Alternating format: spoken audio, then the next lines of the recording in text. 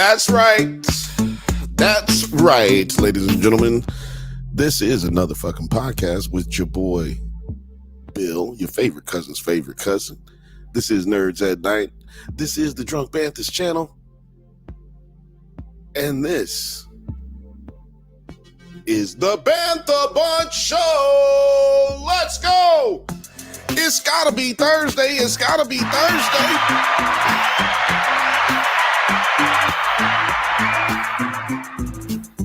It's gotta be Thursday. It's gotta be Thursday. It's gotta be Thursday. It's gotta be Thursday. Let's go. Drunk Banthas. Nerds at Night. Bantha Bunch. Bill. Your favorite cousin's favorite cousin. Ill. Keeping it pushing. Yo, what's up, y'all? What's happening? What's happening? This is your boy, Bill. This is the Bantha Bunch Show, and I'm here kicking it with my producer, Penny P.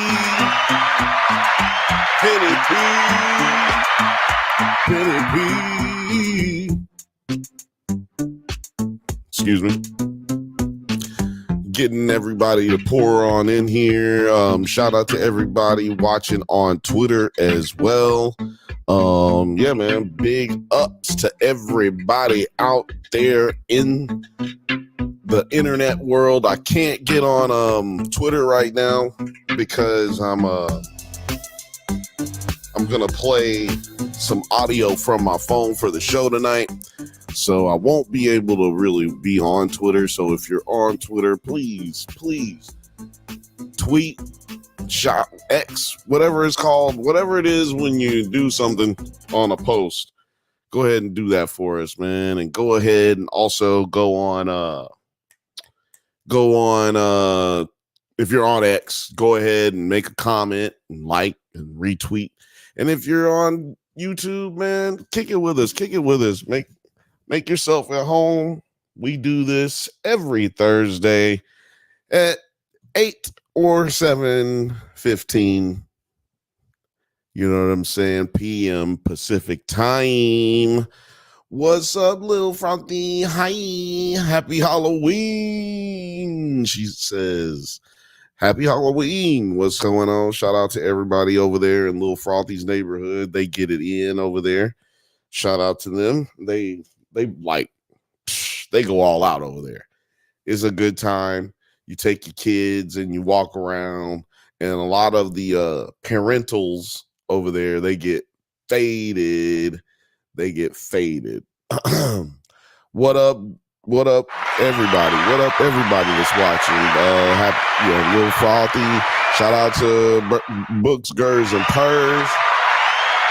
Gers and Purrs said, let me turn that down some. Gers and Purrs said, survived a crazy ass downtown LA last night. Sports fans are insane. Yeah, boy. So we're also in LA, and we survived as well. We weren't out in it, really.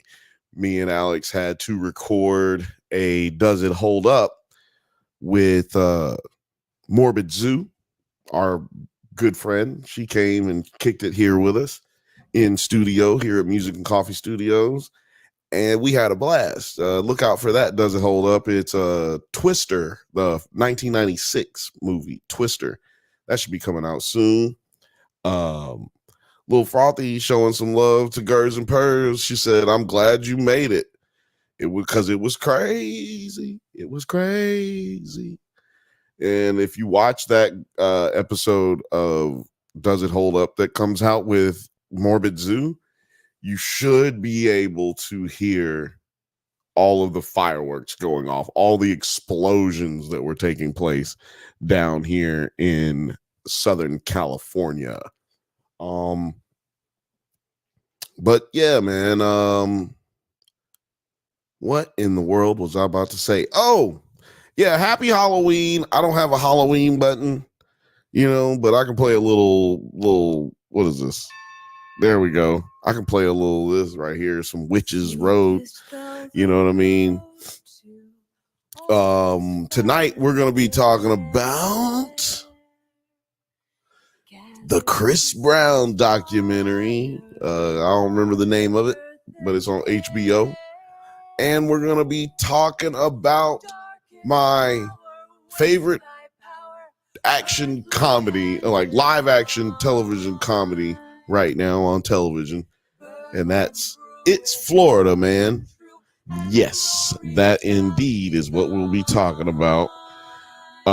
It is a pretty hilarious show so far.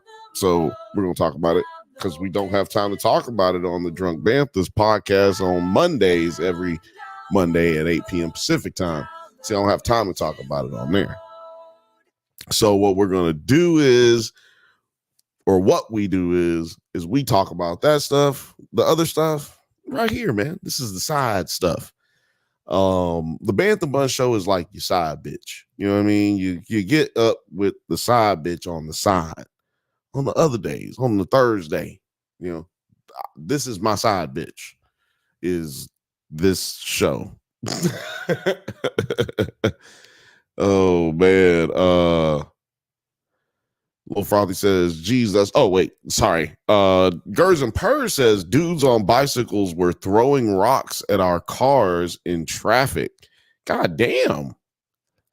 She said, geez, that's really bad. I think I know who those guys are, and I don't want to say who they are because I don't want to try to I don't want to get my ass beat.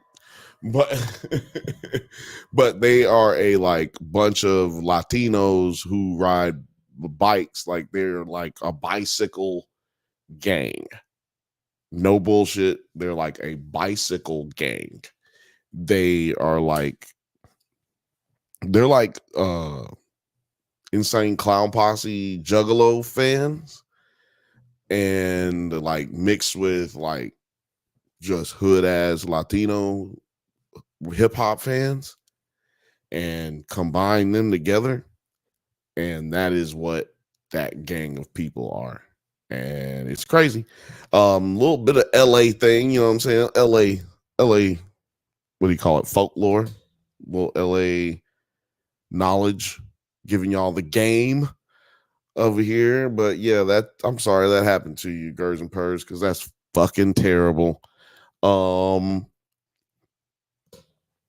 Let's see here. Oh, she said, yep, it's always my people who mess it up for the rest of us. Oh man, it's a sad thing to hear. I feel you. You know what? It's funny that you said that too. It's always my people who mess it up for the rest of us. That's how I feel too about these topics that we're talking about today, really. Because what I noticed is we're talking about the Chris Brown documentary, not because it's spooky. We're talking about it because it's the thing that came out most recently that nobody's talking about, which is kind of what we do here, right? It's the most recent documentary that came out, and nobody's fucking with it. Nobody seems to even really care that it came out, which is odd to me, considering the climate and also considering the content and the nature of the content in this documentary. But hold on, I'm trying to look for something here. But yeah, this doc it made some seriously questionable choices, I want to say. Here we go. This is what we need to do right here. Yeah, this is cool. You guys can see we talking about this motherfucker, talking about this weird ass motherfucker today, and we talking about this wild motherfucker right here, man. And look, man, let me just say this right now. I do not appreciate having to talk about black people in a negative way, in any way, shape, or form. Okay. I don't appreciate having to talk to, I don't fucking like it in any way, shape, or form. And also, I'm going to get this out of the way real quick. Chris Brown is one of the greatest talents like to ever touch God's green earth. I don't have to tell y'all that. Y'all know that. Y'all know that. Chris Brown is one of the most talented human beings to ever touch this earth. And then if you don't know that, let me count the ways. Oh, let me take off these old man glasses. Put on these right here. Yeah, boy. If you didn't know that Chris Brown is super talented, let me count the ways that this motherfucker is talented in. I mean, like, he's talented in, he's a singer, right? World-renowned singer. Motherfucker is like incredible. Like a little songbird. He also is super athletic. The motherfucker can do backflips and tilt-a-whirls and what do you call it? Corkscrews and all kind of shit on stage. Motherfucker is like a golden gazelle on television. I mean, on stage. Fucking good actor. He's a good actor, not a great actor, but you know what I'm saying? Like, he's a good actor in the stuff that he's been in. He's a amazing dancer, right? He's an amazing dancer. Chris Brown is also an amazing basketball player. Did y'all know that? Chris Brown is an amazing basketball player? Well, if you didn't know that, I'm just here to tell you, he be hooping. Like with professional basketball players, Brown be hooping.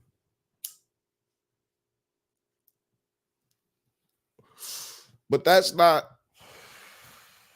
what we're talking about today. And unfortunately, I have to talk about this. You know, we not afraid to talk about crazy shit on this show. We not afraid of it. Y'all who know, we take having your opinion heard and said very seriously on this show. And I also take very seriously the military industrial complex, the prison industrial complex. I don't fuck with locking up black and brown people for no reason. And I believe in protecting our people from the mainstream, what do you call it? Well, you know what? For lack of a better term, I believe in protecting our people from the mainstream lynch mobs that can take place at times when it comes down to being either it be a celebrity or either it be false allegations or anything like that. Like I try to keep an open mind and I look out for those who look like me, male or female. And I'm not gonna lie to you, but what's up, Scott? What's happening, Scott? Hold on. Shout out to Scott. Welcome. But yeah, man, like I try to look out for my people, man. You know, male or female, brown, black, even white people. I'll try to look out for everybody. But I'm not gonna let you attack the people who look like me. You know what I mean? The only thing is, this kind of stuff has got to stop, man. We gotta get rid of the people who are bad actors, or we gotta just no, it's not an either or. We gotta get rid of the people who are bad actors. No. Hold on. How about this? I'm gonna change my words. We have to get the bad apples to see the error of their ways, back up, go to rehab, go to therapy, whatever it is, but step back. And we need the rotten apples to be destroyed. They need to go to jail. They need to go to prison. Okay? And right now, after this documentary that I just saw, I don't know. You know, everything is allegedly, right? But these two dudes right here almost have no ground to stand on, right? What up, Fifth Bantha? What up, Fifth Bantha? What up, Fifth Bantha? Yeah, man. It's always love out here, y'all, by the way. If you're watching and you're not chatting, just want you to know it's always love. If you jump on and you want to say something, everybody here in this community is always willing to show you some love, baby. Show you some love. And are we live on Twitter or not? Do y'all know? Oh no, here it is. Okay, so it is live on Twitter. I just can't play it. Anyway. Yeah. But yeah, happy Halloween, Scott. Happy Halloween, Fifth Bantha. Welcome in here. But yeah, like C Breezy, he's a wild boy. Not much for him to stand on now. Let me just tell you, because I guess the reason that they were doing this documentary. What up, Film Age? What up, Film Age? What up, everybody else? I know some more people out there. Come on, man. What up?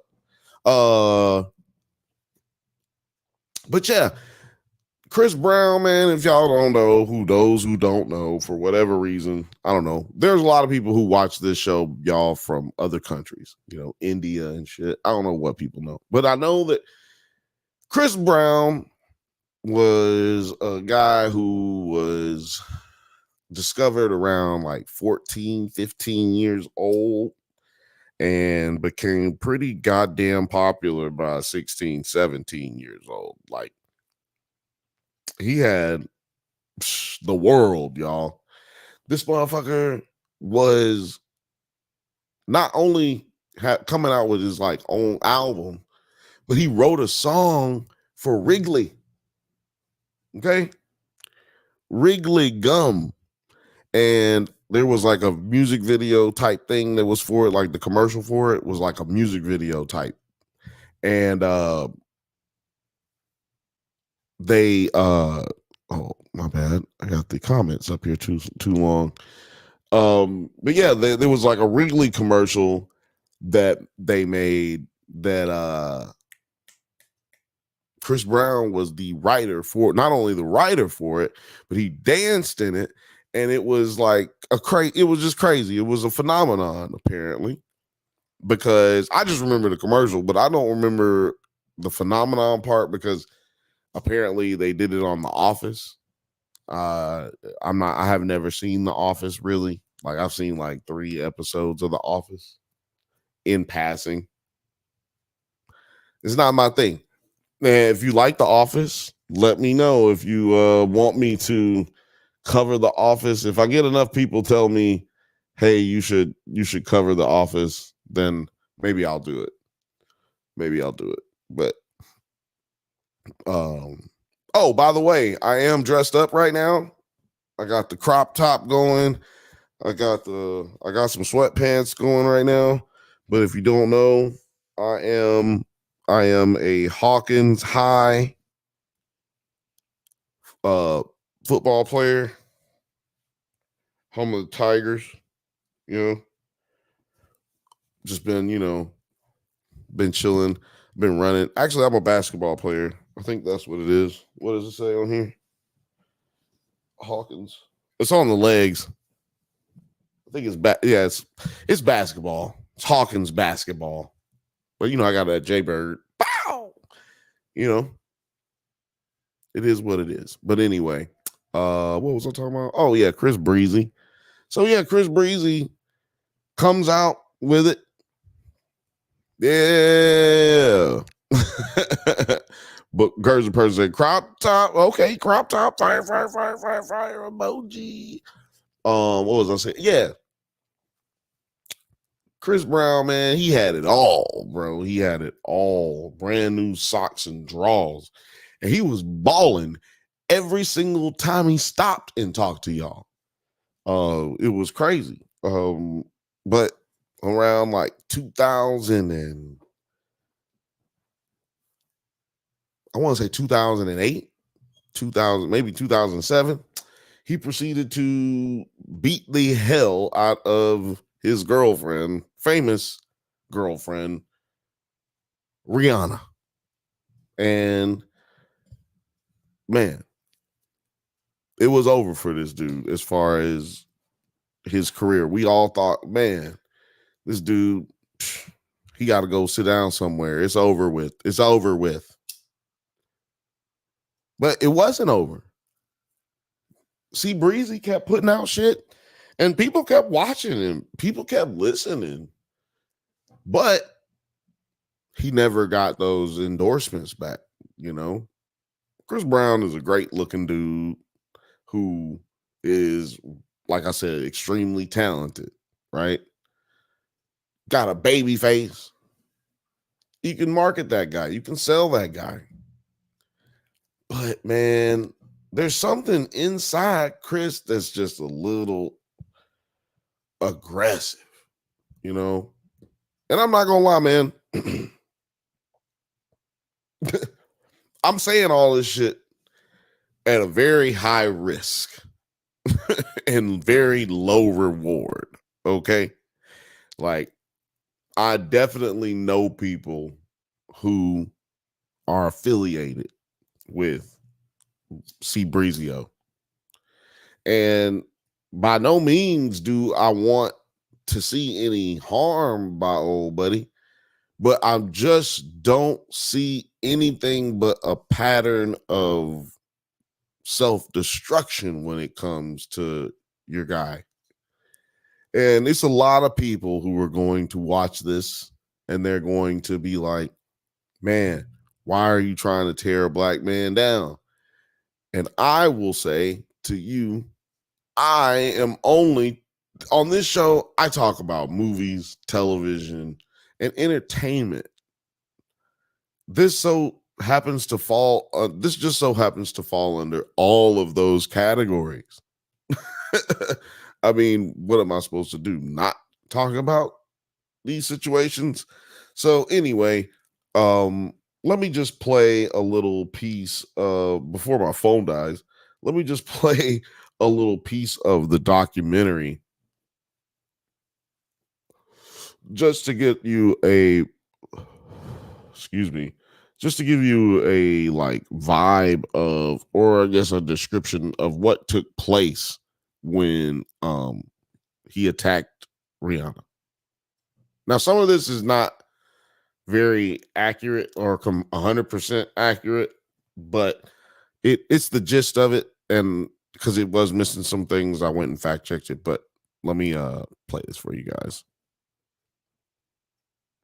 Relationship. I'm a different generation, and so that wasn't anything that I was really tracking until. So the voice you're hearing is the police officer that was investigating this incident, this domestic violence incident between Chris Brown and Rihanna. Around 12:40 in the morning, there was a call to dispatch 911 of an assault. X17 and X17 come in. It was somebody in the Hancock Park area who had heard a woman continuously screaming for help. The incident report states Chris and Rihanna were driving in his little Lamborghini around town. Rihanna had seen something on his phone that made her think that he was dealing with another female.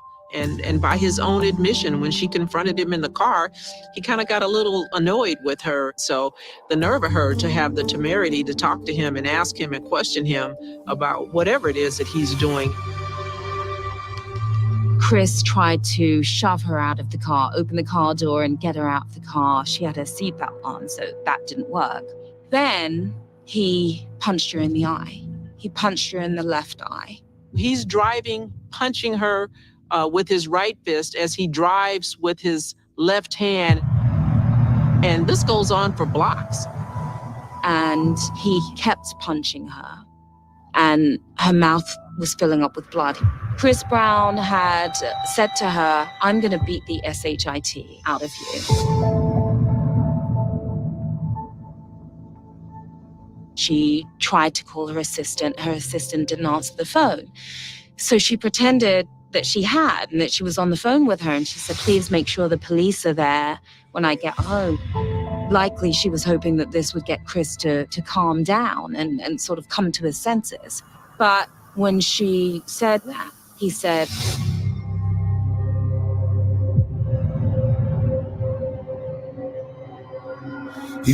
So he grabs her phone to prevent her from calling. He said, "Now I'm really going to," he said, "Now you really fucked up. Now I'm really going to fucking kill you." Okay. That's what you couldn't see. It's because it was cut down there. So it was written on the screen. Here we go. Anybody else to report what's going on inside that vehicle. He then put her in a chokehold, and it was so tight that she began to lose consciousness. She now starts gouging at his eyes. He bit her fingers. And it's at that point that she's able probably to get enough air to just start screaming as loud as she can to alert neighbors. He pulled over, and that's when Rihanna sort of saw her chance. She grabbed the keys. She sat on the keys, but acted like she'd thrown them out the window. He couldn't find the keys. Chris left. So the photos of Rihanna's face after the assault were. So yeah, I'm sorry, I don't mean to laugh, but Ben, shout out to Ben. Ben said, Ben said, "Damn, I dropped in at a real ass moment." Grim times. Jesus, because that is the only real reaction that you should have while having popped in on that. Yeah, we're talking about we're talking about the Chris Brown documentary. It was pretty fucking crazy. Like that was just the excerpt explaining about what happened between he and Rihanna. They would later end up getting back together, and I will talk about that in just a second. I want to read Gers and Purr's comment here. I mean, it sucks to see such talented people gain financial success only to witness their unraveling. But that is probably an oversimplification. It's not really an oversimplification. It's exactly what is happening. I mean, they reach, you said it perfectly.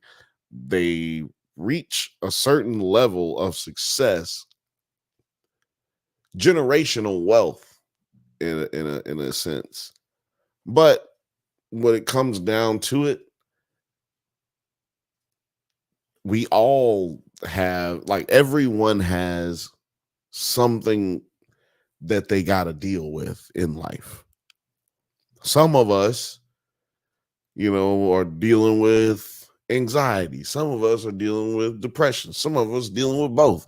Some of us are dealing with illiteracy and all kind of shit. Like, my point is, imagine being young and getting all that money at one time, and you got some of these problems that you got to deal with.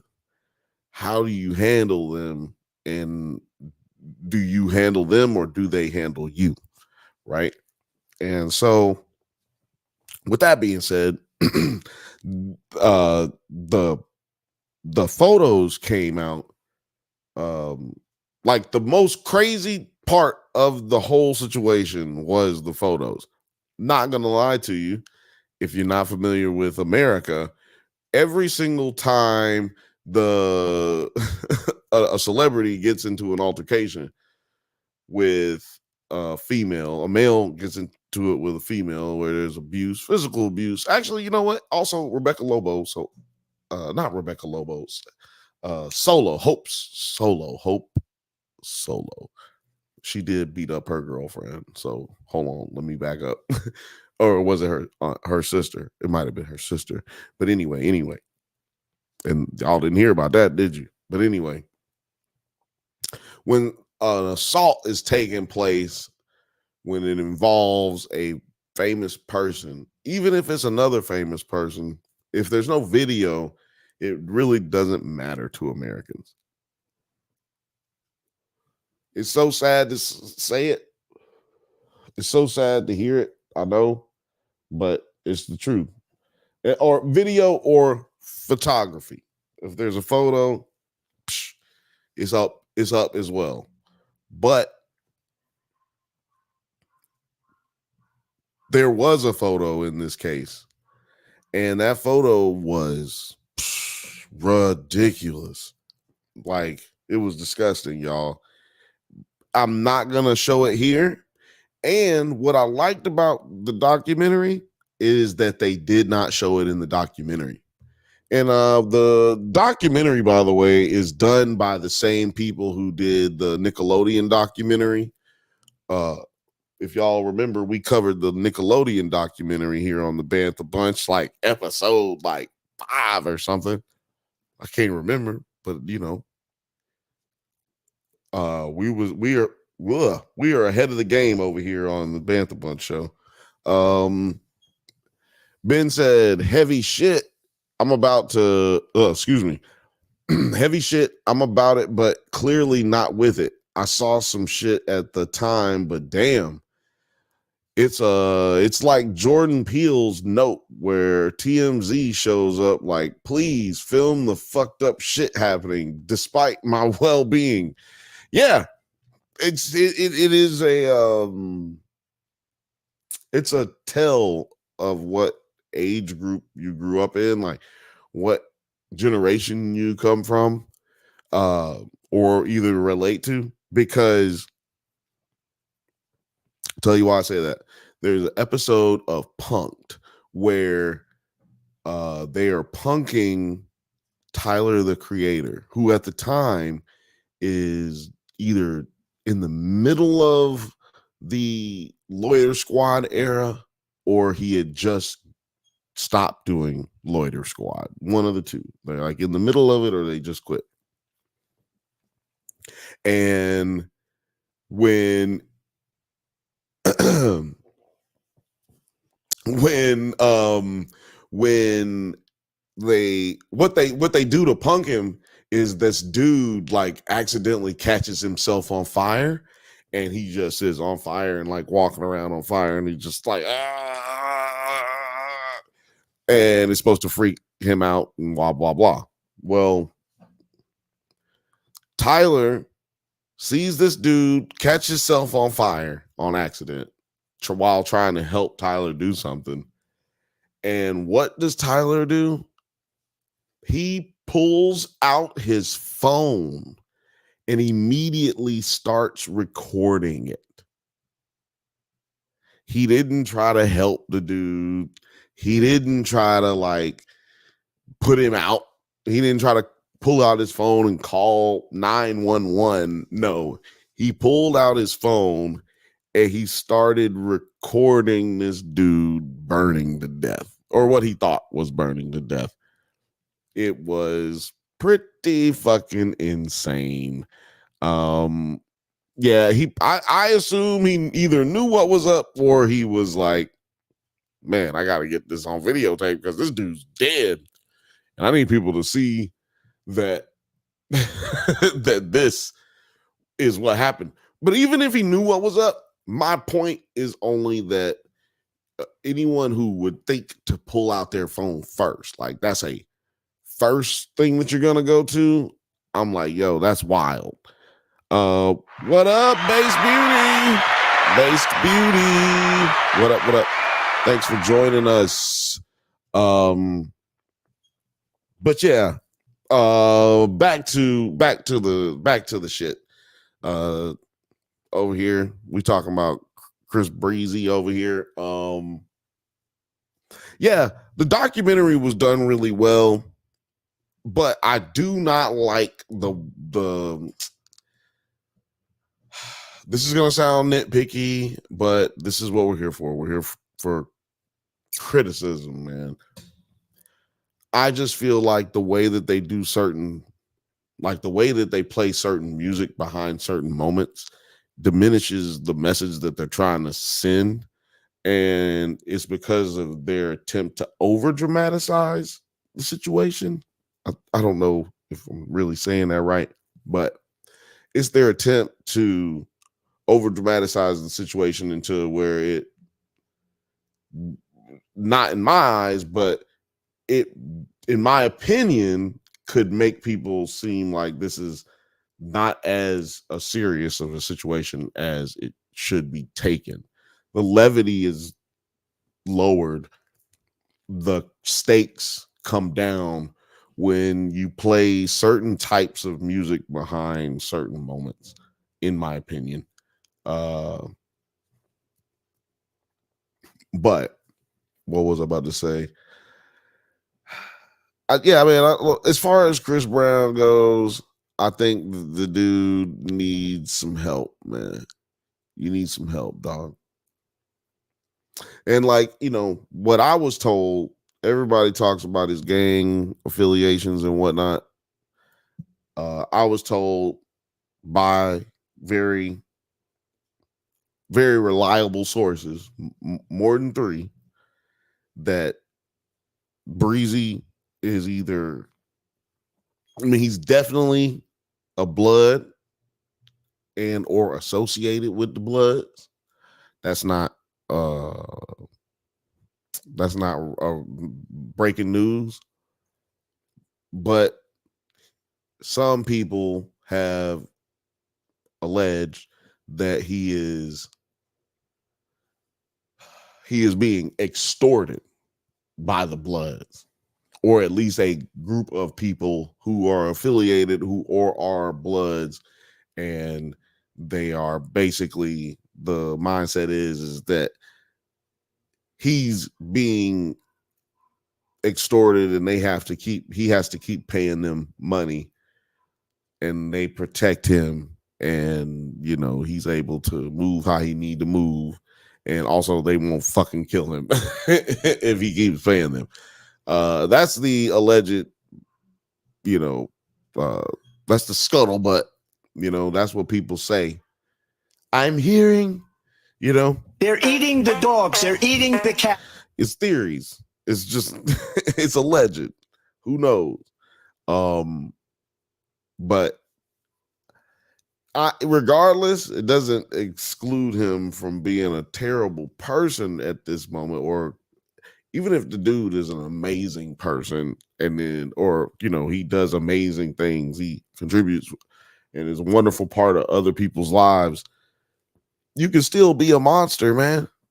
And I think when he got into that shit with Rihanna, I really do think, and I also feel like the documentary tries to point it out and set it up to where this dude had a chance to really change his life. Like, you got a situation where you can go, or crossroads, you can go this way, you can go that way. You can go this way and keep doing that Wrigley's Gum thing, make a new Wrigley's Gum song in 10 years, do another dance, maybe do some Broadway plays, television shows after the movies, and all that shit, man. Or you can go this way or that way. You can go that way, and man, you got the respect of Black people off faith. in general. And then you also got the streets. I just wish that we as black people sometimes could just make sure that our young black people don't move in that direction. And even the ones like us who are in the streets, and we know that these other motherfuckers ain't street motherfuckers, man. You know they ain't, then why we want to bring them into the street? Why we want to keep them doing street shit? You should be the best anger management therapist in the world as a street nigga who got a young motherfucker coming up underneath them, and you see them, you don't want them to just be doing shit like you do. When he got, like, I started this live conversation talking about how Chris Brown is possibly the most talented human being on the planet. He probably is the most talented human being on the planet. You hear me? But you don't have people trying to keep him from doing stupid shit. You got people who really are trying to influence him to do more stupid shit. And that's crazy. But it doesn't absolve him from his things that he does, because it seems like Chris Brown got a fucking anger problem, big time. You know, in the documentary, they go through all the type of shit that he got arrested for, or stuff that he got accused of. Most of the things that they talk about are just physical assaults. They basically they saying, yo, Chris Brown will knock you the fuck out. Now, for me, that doesn't bother me. Chris Brown is how old? I don't know how old Chris Brown is. Let me see how old Chris Brown is. But he's a young man. Me, myself, as a young man, I was knocking niggas out all the time. Not some of the time, all the time. Like, I think I was knocking niggas out up until like 2 years ago. Yeah, I haven't. Yeah, it was like 2 years ago. So, hold on. It keeps bringing up Chris Paul. Why I keep doing that, yo? So, yeah, me and Chris Brown are about the same age. He's a little younger than me. He's 35. Damn, Breezy, you 35, Breezy? Man, I think so. Look, I'm going to tell you what I think about the entire situation at the end of this. May 5th, 1989. But yeah, dude, most talented person in the world, but you out here making bad mistakes. I mean, not bad mistakes, terrible mistakes, terrible choices. Even if they're not mistakes, you can say they're just terrible choices. But I also blame a lot of people who are around these people, because what I always like to point out about the Chris Brown and the Rihanna situation is that those were children, man. I don't think either one of them were old enough to get into a bar legally. If they hadn't have been famous, neither one of them would have been able to really go nowhere and do nothing. Right? Like, it's kind of it's extremely sad how it goes down like that. Because young people get into toxic relationships just like older people get into toxic relationships, and it's harder to recognize that it is a toxic relationship when you're younger. It just is.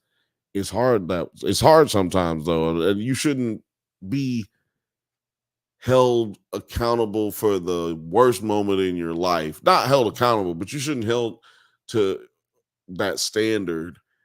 That shouldn't be your base level of people's understanding of you for the worst moment of your life at a teenage years, you know.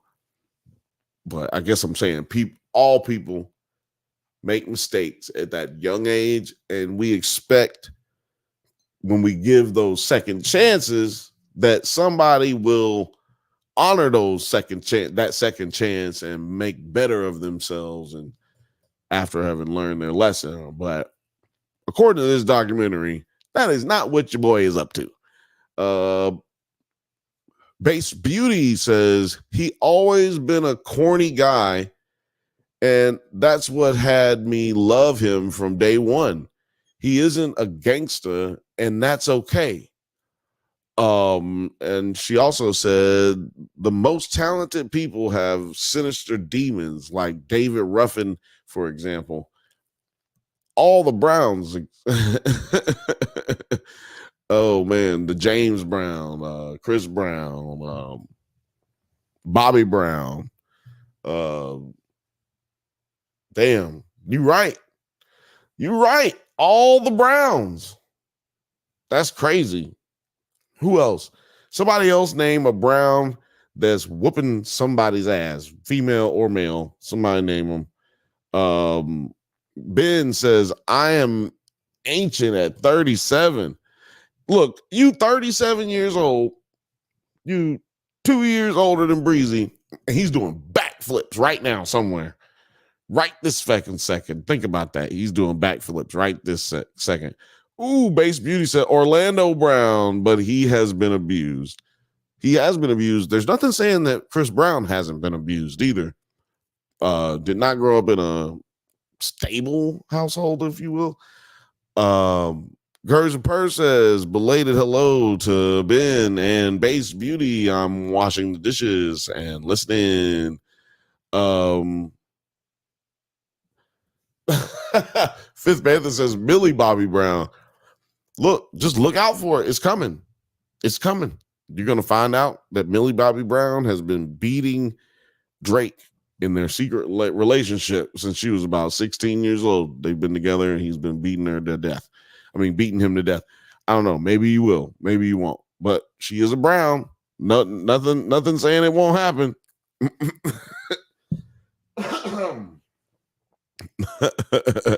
There's nothing saying that can't happen.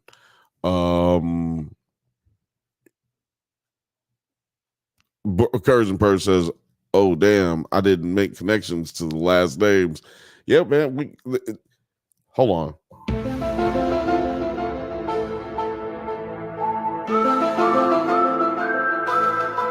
I think we might be onto something. I think that we might have an official conspiracy for the show.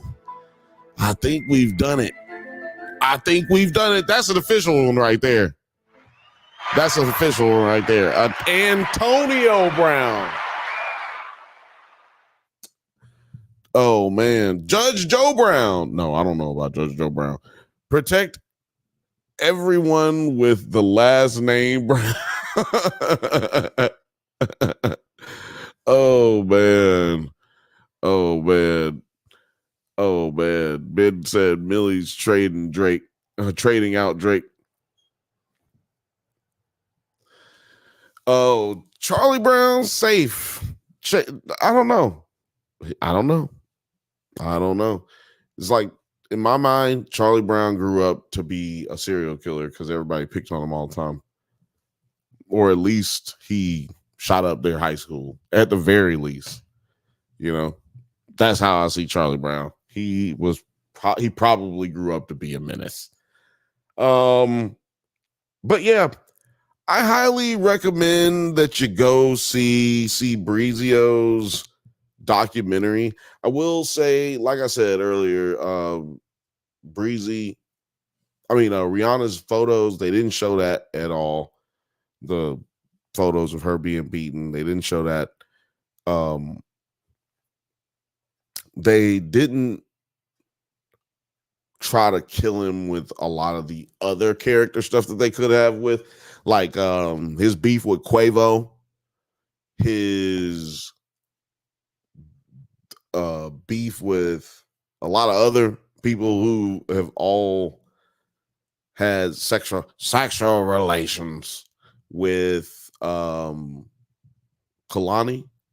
So isn't her name Kalani? I think it's Kalani. But anyway, yeah, he was so Breezy broke up. I don't give a fuck about none of this shit, really. But Rihanna and Chris Brown broke up because he started messing with this girl, Kalani. I think that's what her name is.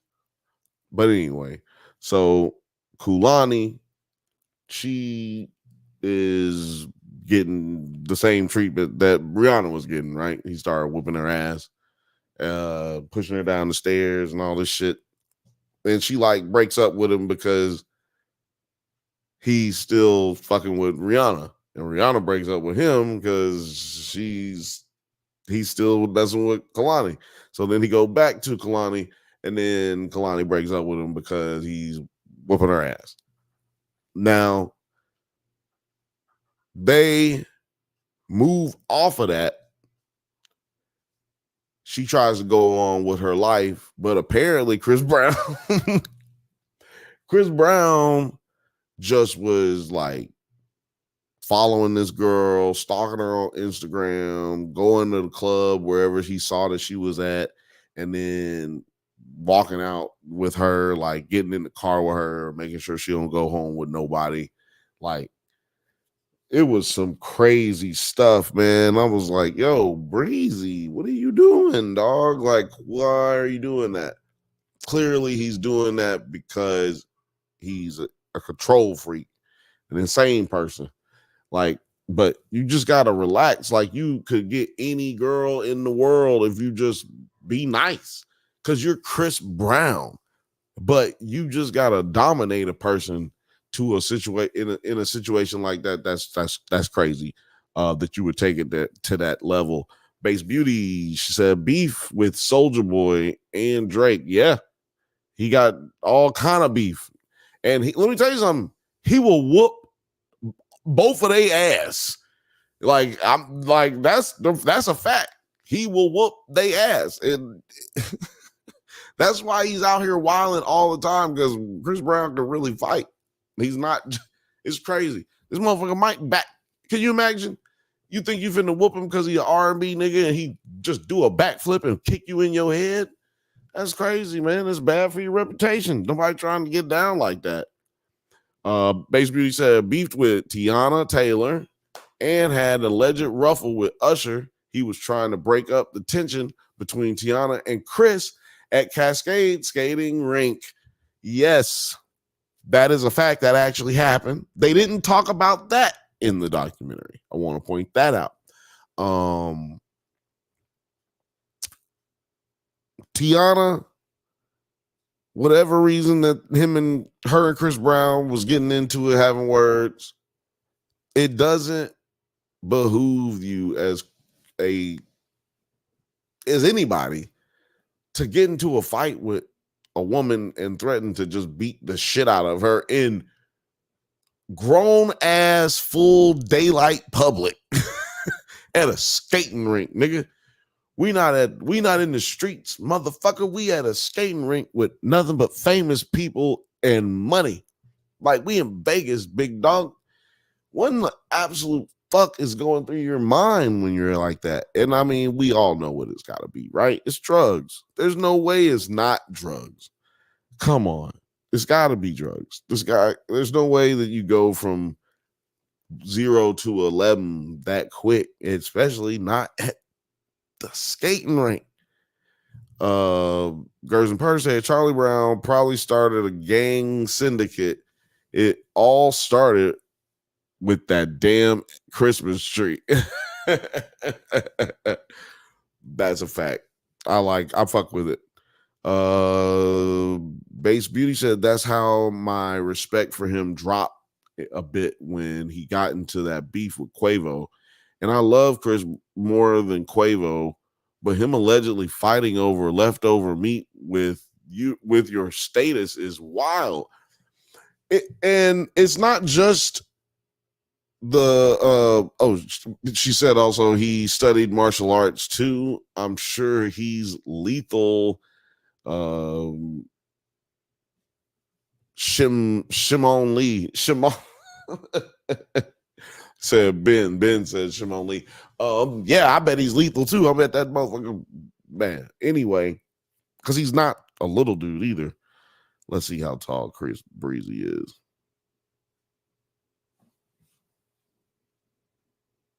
Chris Brown is how tall? Chris Brown. Why did it say height at 16? So yeah, Chris Brown is 6'1". Oh man, yeah, he'll whip the hell out of Quavo. Man, he'll whoop the absolute shit out of Quavo. Hold on. What's this? Yo, hold on. Let me go grab my door real quick. Somebody ringing the doorbell. Oh, it's producer T, not producer P, but it's producer T. Y'all, what's happening?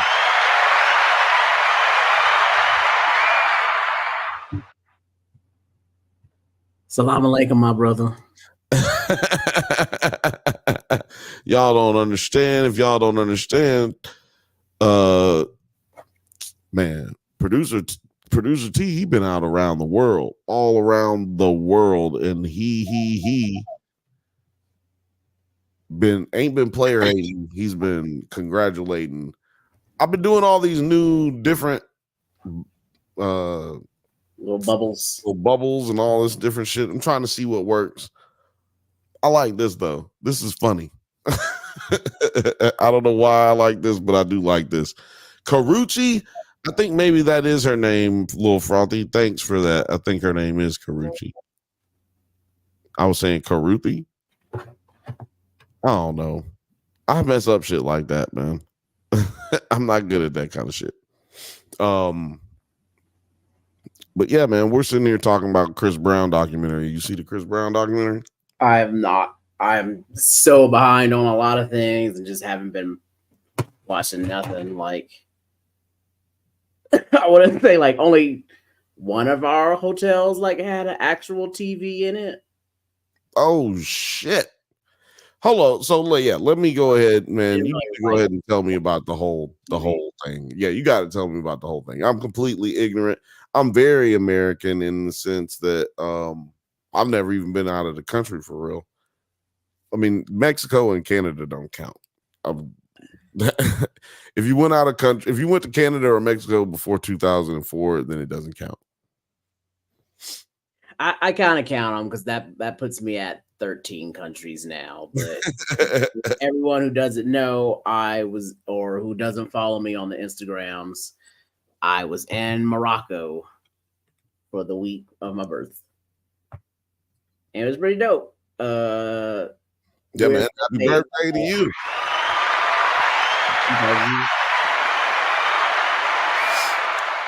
They have a closed currency. You know, you can only get their money when you're there.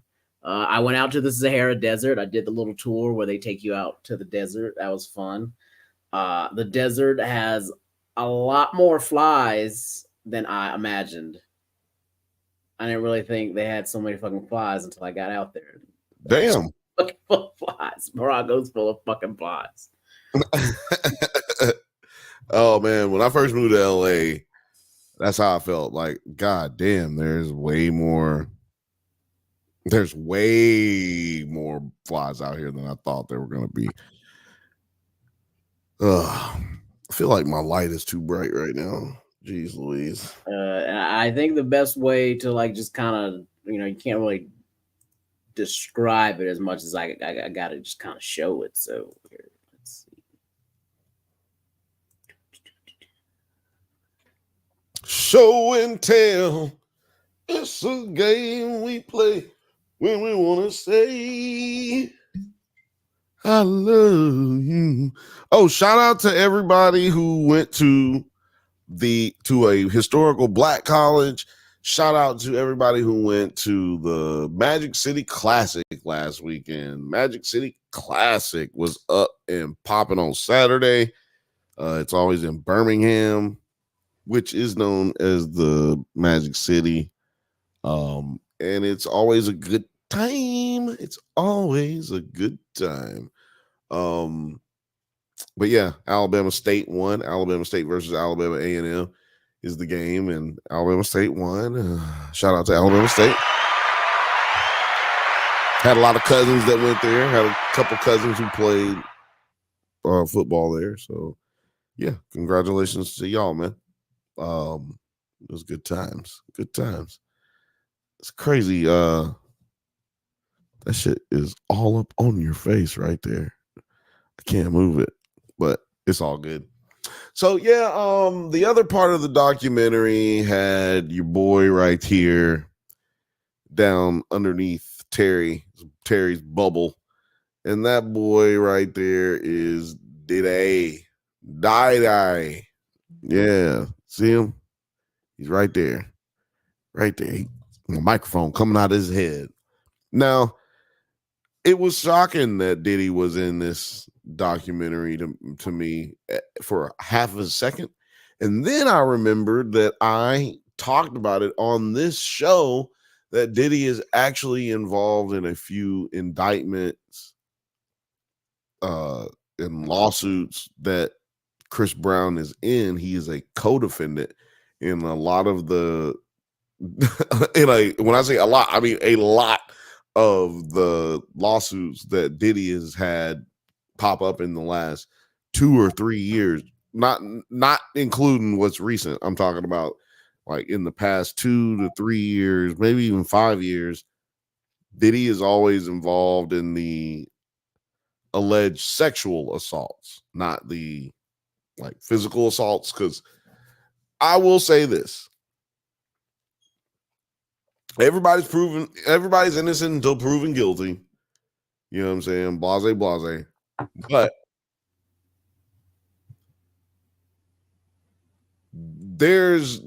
we can prove that Buddy has a lot of issues with beating the shit out of people. Like we know he got issues with fighting females. We know he got issues with fighting grown ass men.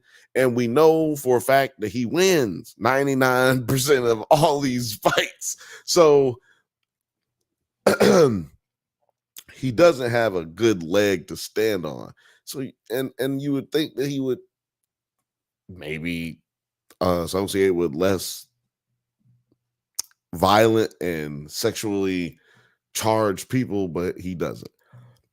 He keeps on going down the path of craziness. And then that's when we get the Diddy stuff, where we have a lady accuse him of vape. And we say vape here because it's YouTube, guys, and live, and YouTube sometimes doesn't like that kind of stuff. But yeah, so just so y'all know, we're not being disrespectful. It's just what we have to do here to be able to bring y'all good content. But yeah, it's one of them situations where they have a bunch of girls come over to a place, and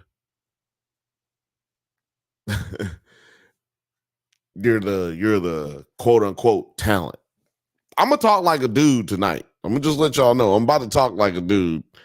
But before I get into the Diddy part, I do want to pull up producer T's shit here. You can go ahead and pull that up. Show us what you were talking about.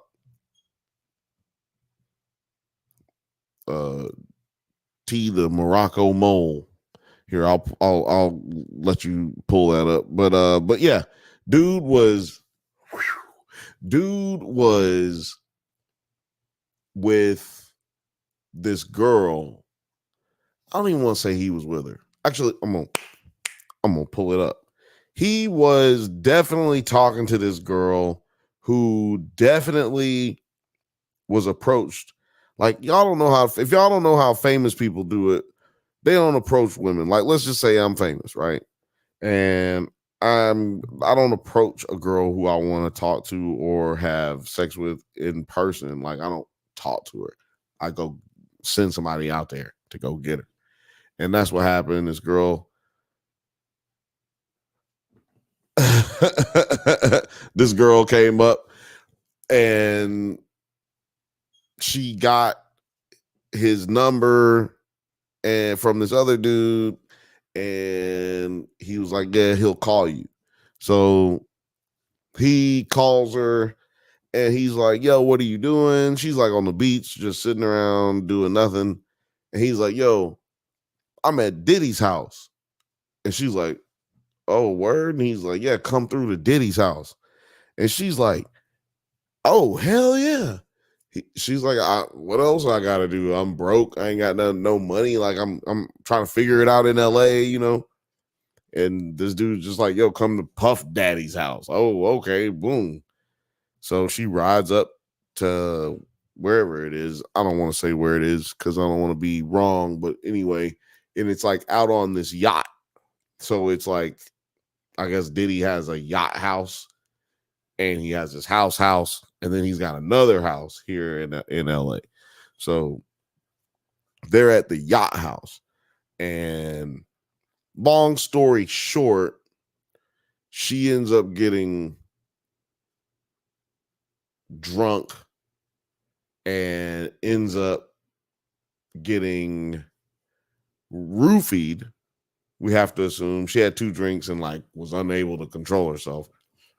And then she ends up being vaped by Chris Brown, who then she says immediately after like he finished, he like took her phone and texted himself saying, hey.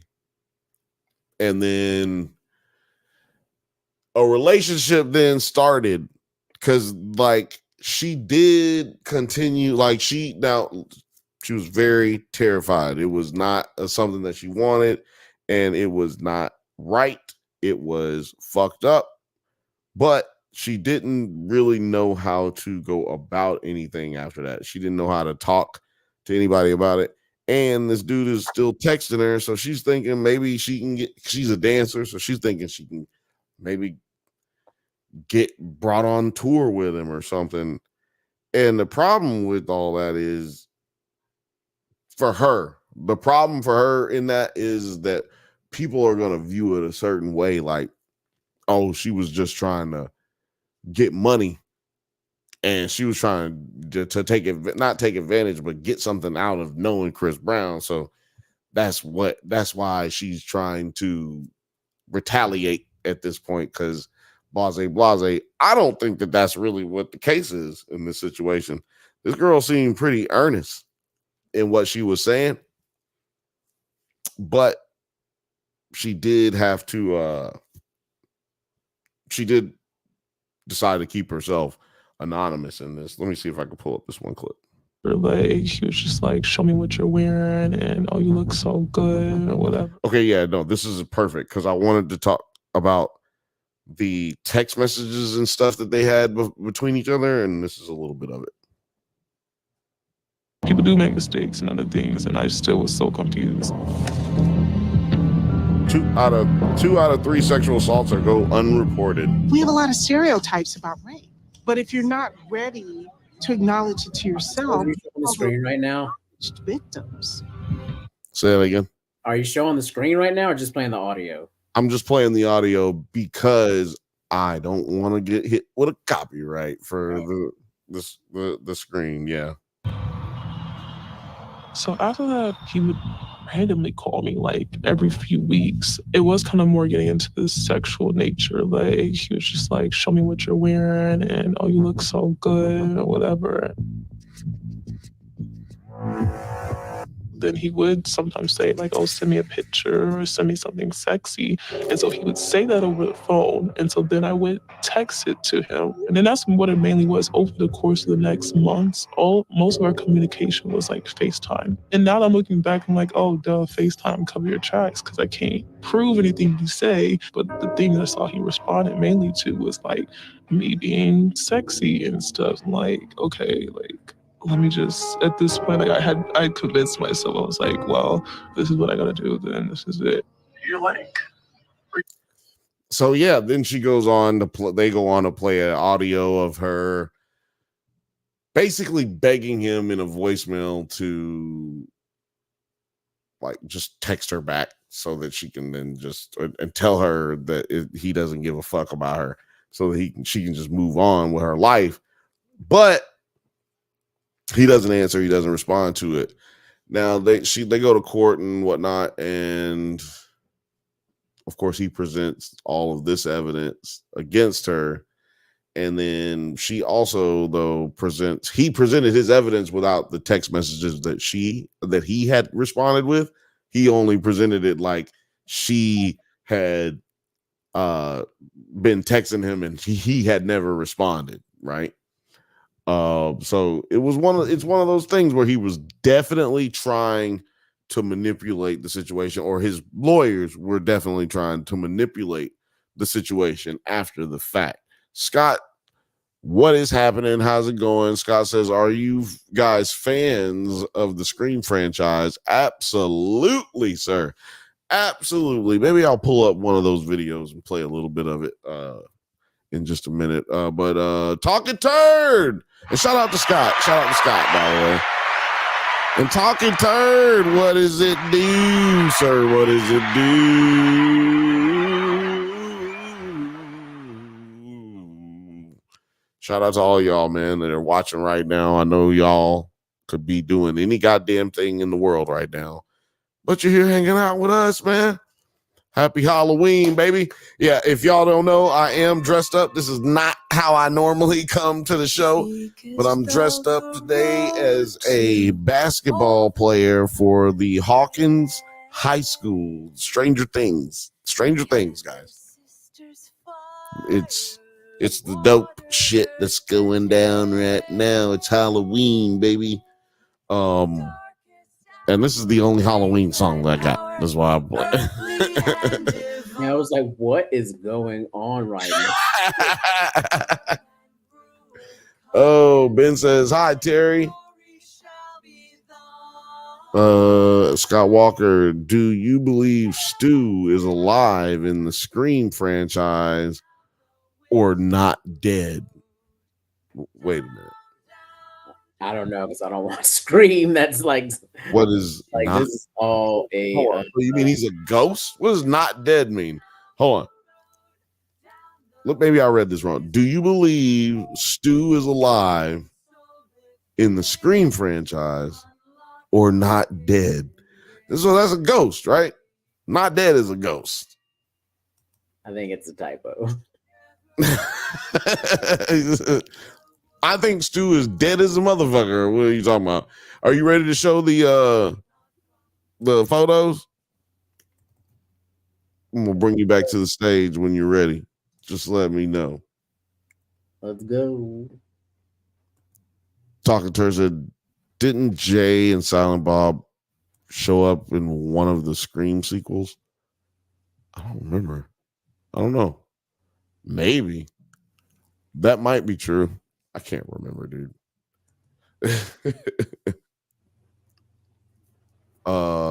So yeah, tell us about what's going on. What are we seeing right here? This is Terry's vacation. In case y'all didn't know, he's been traveling around the world. It was Morocco, right? So this is like looking down into the courtyard of the riad. And what a riad is like these old family homes that are basically giant squares where all the rooms are, and each little room probably has its own bathroom. But like what makes them always stick out is that the middle of the home is always like an open courtyard. And it's usually like a garden, or like most places have like pools and stuff in it. So like most of these riads have been like belonged to merchants back in the day, and so they had like these big ass family houses, but now most of them are all just like hotels. That's crazy. It's like this one had like a fountain in the courtyard and shit. This is me, of course, just stunting out in my outfit. Chillin'. What is that outfit called, by the way? I have no clue, but they all wear them, and they all come in like different colors and different patterns with their little hats. So I was like, I gotta give me one, because I saw them. It's always in like Muslim countries, because when I was in Turkey, I would see the guys wearing the same thing, and I was like, damn, I really want one of these, but I didn't see any shops selling them. But everywhere in Morocco was like selling those bad boys. So this is more of the courtyard. This is just kind of like looking up around the courtyard, like just all the vegetation. This is me in the room that we had. It had like these like little pillow rooms and stuff. I'll send somebody some. So there's a lot of just. Hold on one second, Terry. I will send a sticker, a drunk Bantha sticker to anyone who can tell me what continent, Morocco is in. I will give a free sticker. First person who puts it in there, you get some free stickers. Okay. But yeah, my bad. Go ahead. You were chilling right there with that room. What was that room? What was that?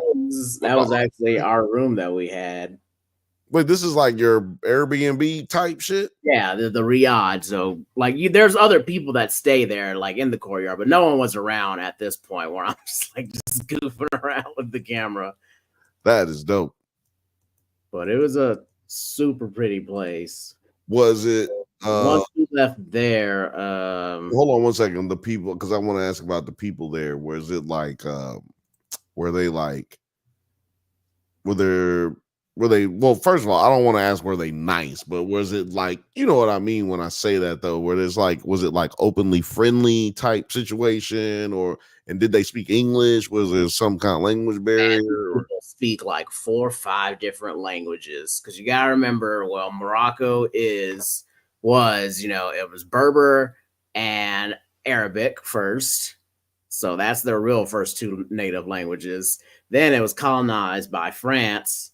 So that's the 3rd language they got. And then right above Morocco is Spain. So they definitely know their Spanish.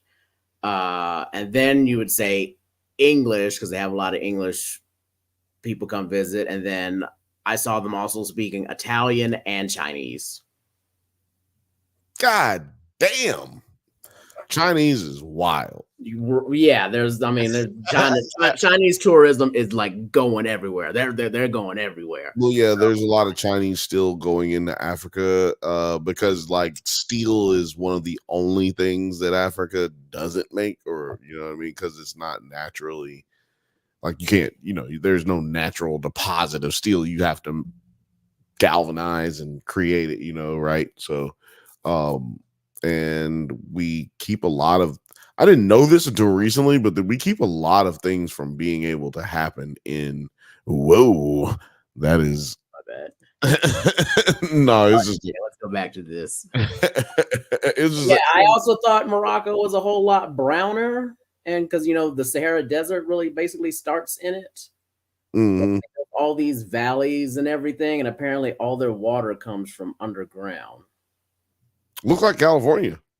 And there's lots of water underground. So like you would come in the mountains, like we had to go through the mountains, the Atlas Mountains, and we'd make a stop on the cliff, and you'd see the old school like little villages like here that all the people still live in.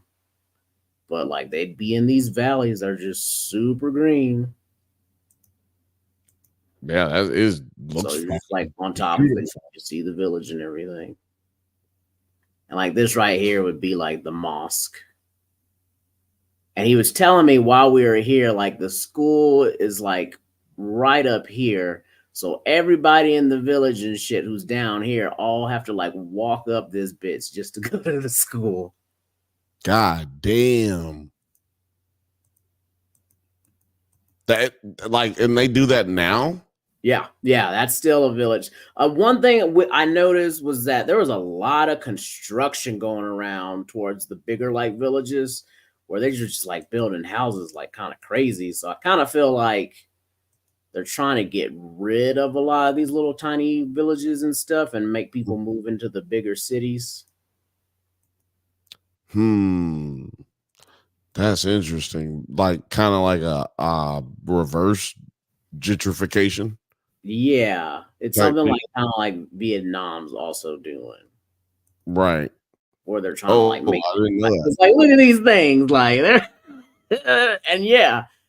Oh man, I don't know if you can see any people around there, but yeah, there are people. You can see people's satellite dishes and stuff. They're kind of like pueblos and stuff, right? This looks like California, and when I say that, most people might think I'm crazy, but like California is massive, and a very, very vast amount of it is rural. And when you go from Los Angeles to San Francisco, there's a lot of small towns, like trailer park towns and shit like that. And that is what that looks like, just like a side of the mountain type town. And you got, if you go down the street, is probably a store, right? Like a little corner store down there, and then somewhere is a school, like you said. There's a school down the way. That's crazy, man. That how similar it is. Would yeah, that I don't know why that kind of stuff is what I catch up, what I catch on to is, but like the similarities are weird. We're way on the other side of the world, thousands of years apart in development. And we got I mean, there was like when we got towards the flatland part of it, I was like, this shit looks like New Mexico. Like I was like, this looks like Arizona. At one part, I was like, this looks exactly like Pueblo. Oh, this is where they filmed Gladiator and Game of Thrones at those scenes. Oh, that's Dorn. No, not Dorn. One of the free cities. I want to say like Karth or something or Pintos. One of them. Pintos. Yeah, Pintos. One of the free cities where they filmed Yeah, it yeah, at. yeah. The free cities. Okay. What is west of Westeros? Say that 5 times fast. What is west of Westeros? Apparently, this is where they also did Gladiator and Gladiator 2. Oh, shout out to. But yeah, there's people still live in these like little old villages and stuff like here. But like you see here in the back, it's kind of like the newer stuff that they're building.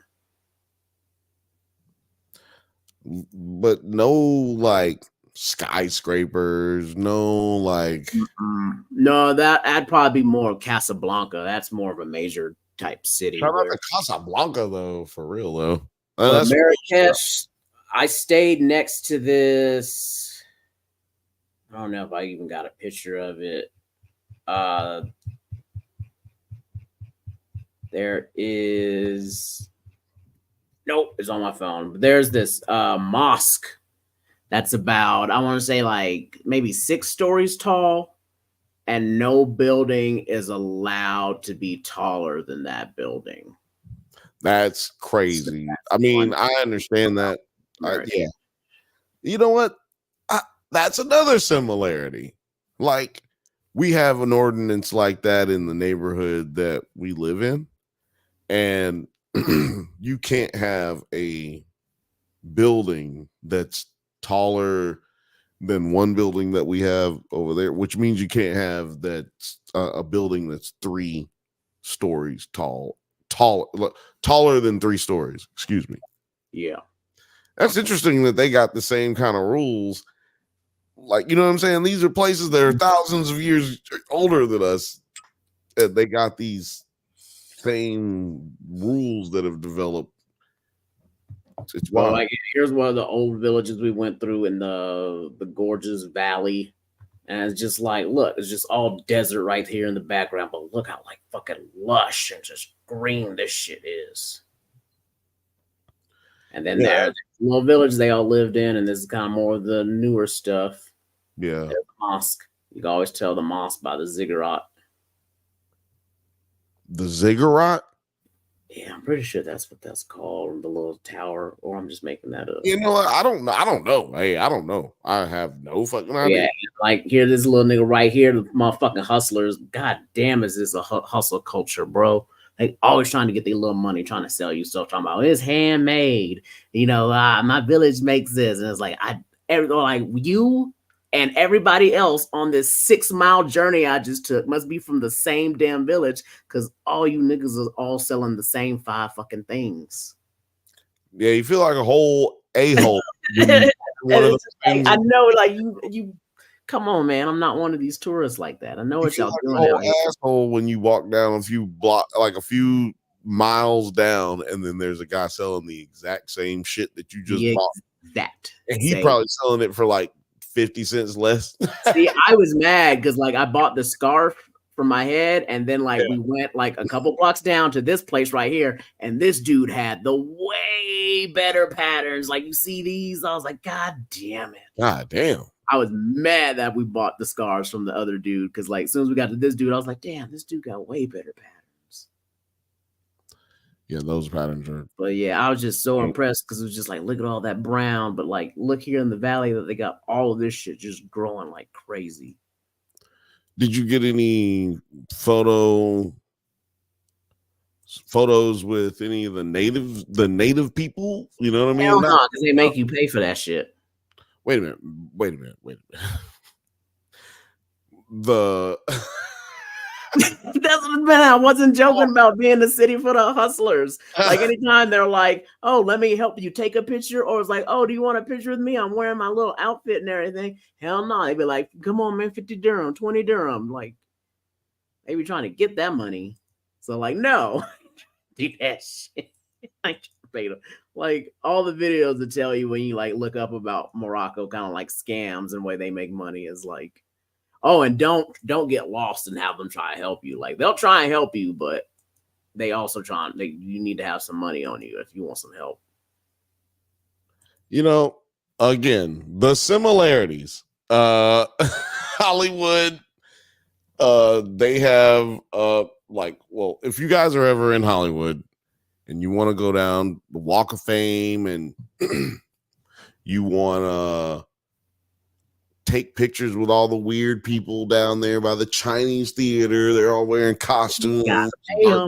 You gotta pay them motherfuckers. Mm-hmm. I'm gonna tell you a little secret.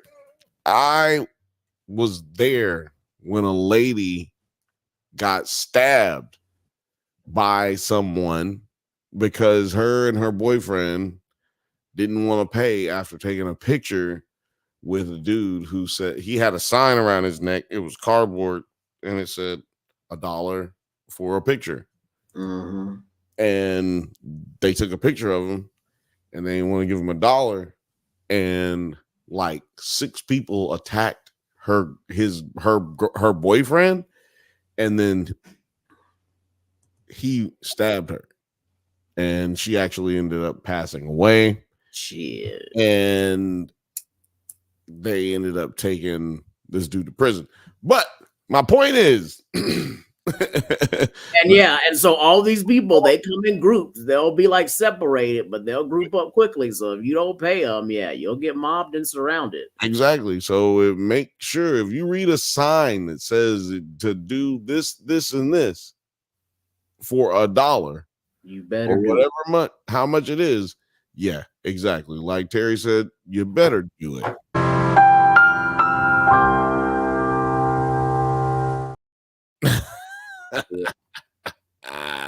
You didn't see that coming?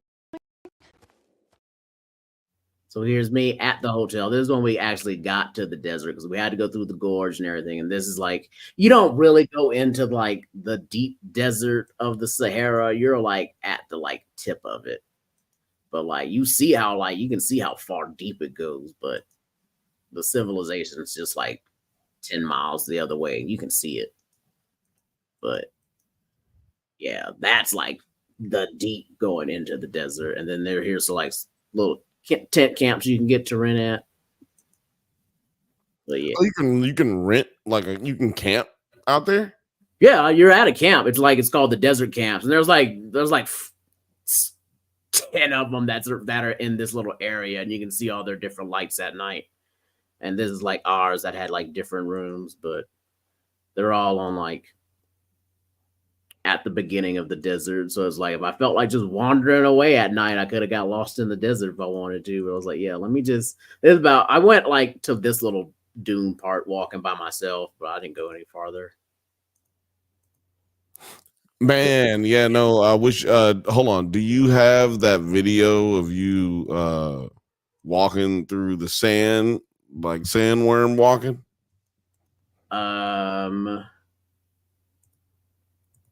Because we can just go to that shit was amazing. I wish I could go do that.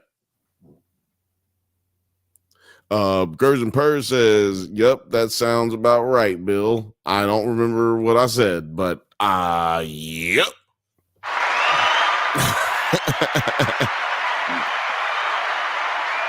There we go. Terry of Arabia. Oh yeah, this is my favorite shit. You got the sound?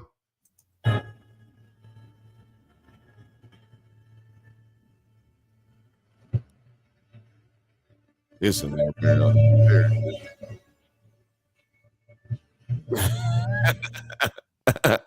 So this part right here, I legitimately fell because I was like, oh shit, this is hard. This is very steep. This sand is very soft. You like really step into that shit and it sinks you in. It was not like in the movie where they were like, can skid on it. And I was like, no, this is hard. I'm gonna. Yeah. In the movie, they probably put plates underneath. Right, I was like, they weren't really in no deep sand when they were doing it in the movie, but like when you get in deep sand, it's like, no, you can't do that shit. That's hard. Right. That's crazy that y'all were even out there with that deep of sand. Like, and then we went on a little camel ride and everything. The thing about the desert has always made me nervous. Like, as far as like, if I was ever in the desert, I would be afraid. Like, only thing that's ever made me nervous is what is there keeping it from being like in the snow? Sometimes there's pockets where there's nothing and you step and you just, and I'm just like, how does that not happen in the desert? I don't know, but we were walking up and down these sand dunes with these big heavy ass camels. Right. No, that doesn't happen in the sand. Nobody has ever had that happen to them in sand. It's so odd to me. But I guess maybe because water freezes differently than sand accumulates, like I don't know. There's smarter people that watch this show than I am. Trust me, the comments are crazy after we finish doing this. People be commenting and be giving way more intelligent shit than I can come up with for this show. But honestly, like the best part was when it got to be nighttime. Because that's what I was looking forward to, like with my camera, was to be like, let me get some pictures. Gers and Purse says, I was responding to the tragic story about the tourists in Hollywood. Yep, it's a bad look over there. It's a bad look. I didn't know you were in LA, Gers and Purse. Shout out to LA. Shout out to the Dodgers. Shout out to everybody. Shout out to Lil Frothy. Well, it really wasn't that bright out here on the sand. That's just like my camera's really good at picking up light. But here was like another little campground, like in the distance. But it was not too cloudy. Just all the stars. I've never seen so many fucking stars in my life, actually. Oh yeah, wait a minute. In that sky right there, are those stars? Yes. Is that stars? This is all stars. Jesus Christ. So this is in my raw mode where it lets in all the fucking light into my camera and you can just see clouds. So that's actually how many stars are literally in the sky that you cannot see with your naked eye. No, fuck the stars, dog. Look at the light. You know what? Have you ever seen like what it looks like this is more naturally of what it looked like and what you'd see, but in raw mode it captures in, it sucks in all the light that it could possibly be. Yeah, but that looks really close to what it actually looks like without light, Mm-hmm. Without the light pollution. Yeah, there's no light pollution. This is like, here it comes. Boom. And that lets you see truly how many stars there are in the sky. All those little white little dots, that's not noise, that's not freckles. Those are stars. Right. You just can't see them. Dude, yeah, no, I love it. But my Sony camera came out, and here's like what, and then like even looking at it like that, I couldn't really see it that well. But like this is regular with the JPEG. We're trying to take all the noise out. It kind of like dims some of the stars out, but still you see so many.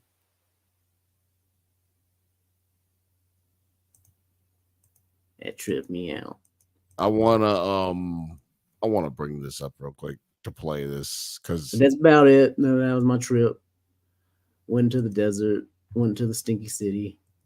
I know I got hustled. Almost saw two shopkeepers stab each other. No.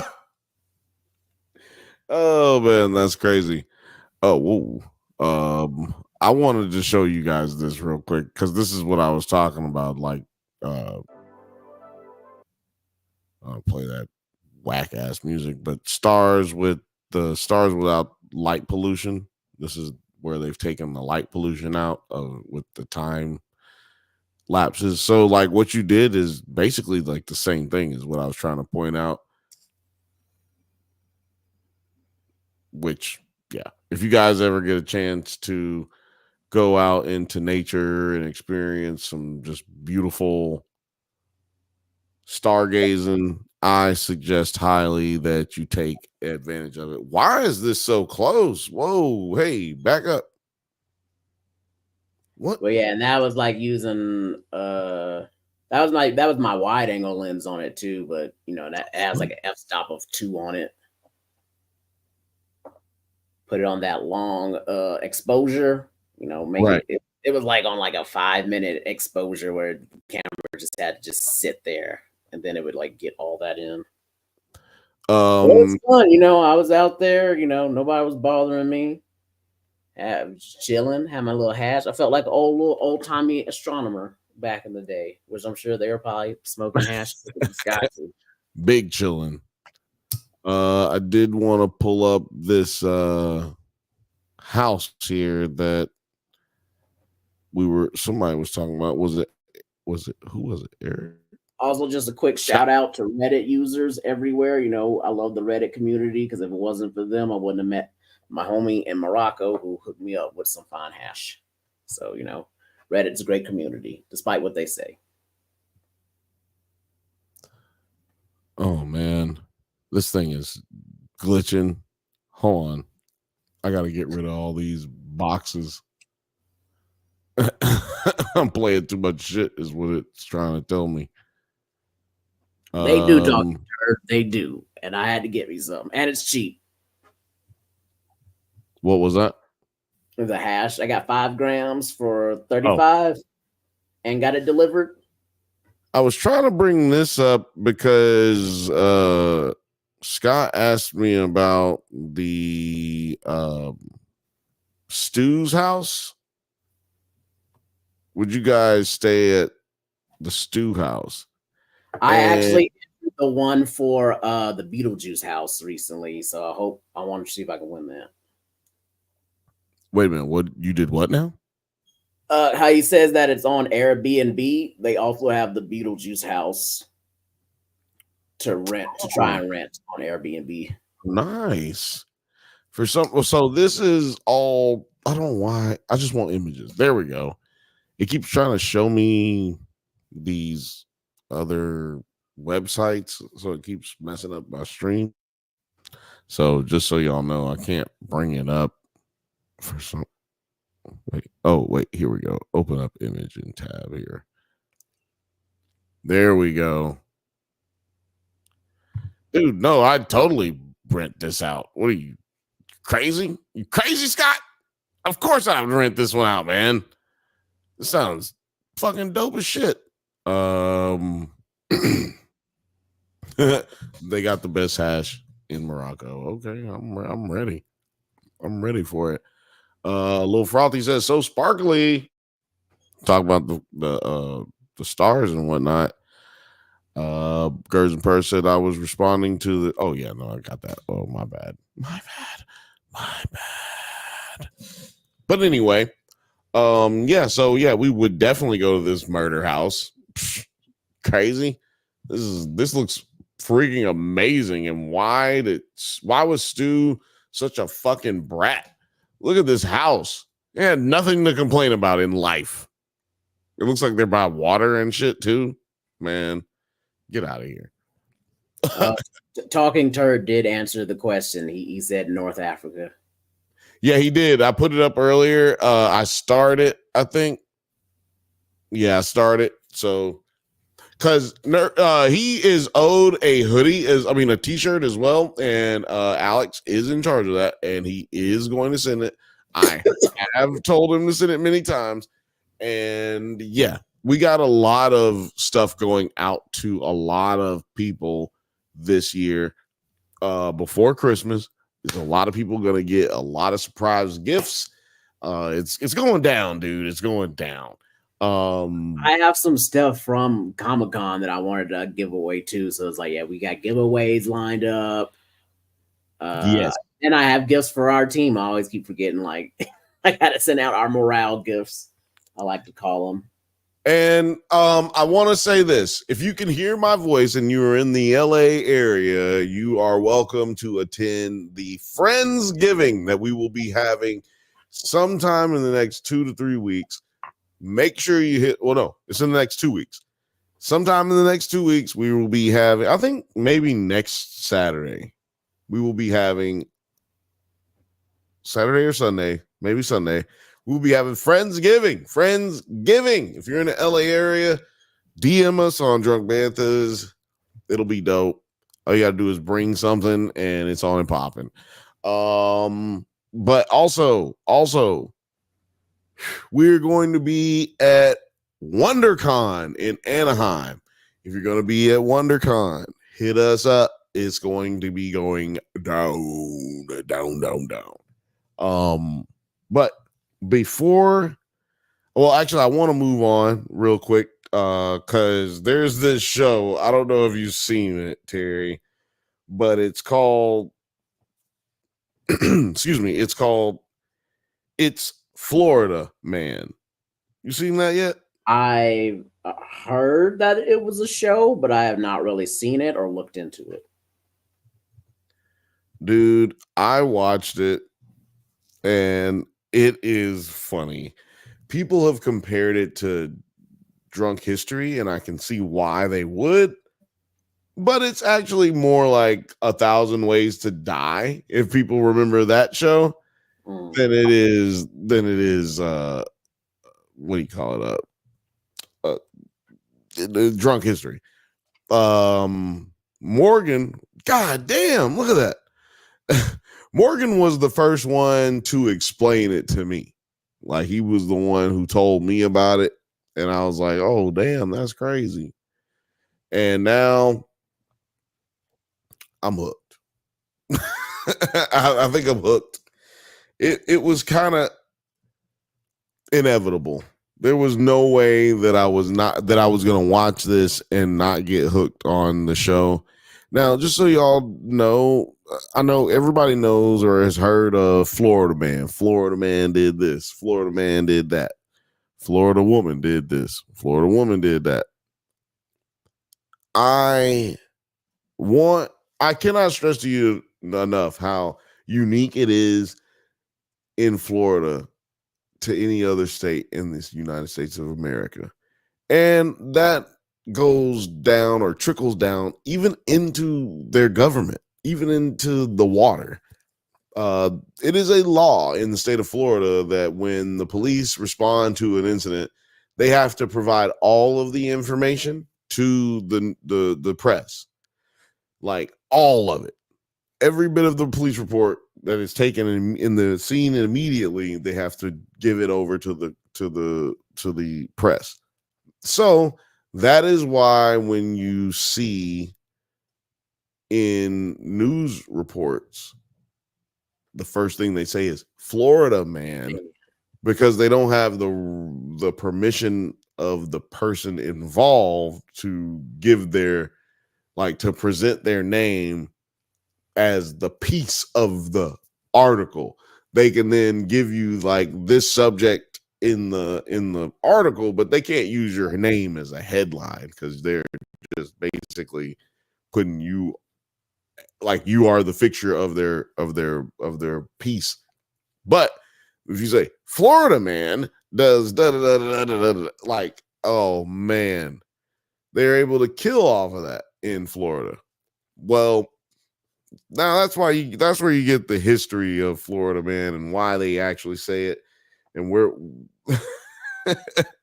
and where we're going with this, because there's always some crazy shit going on in Florida.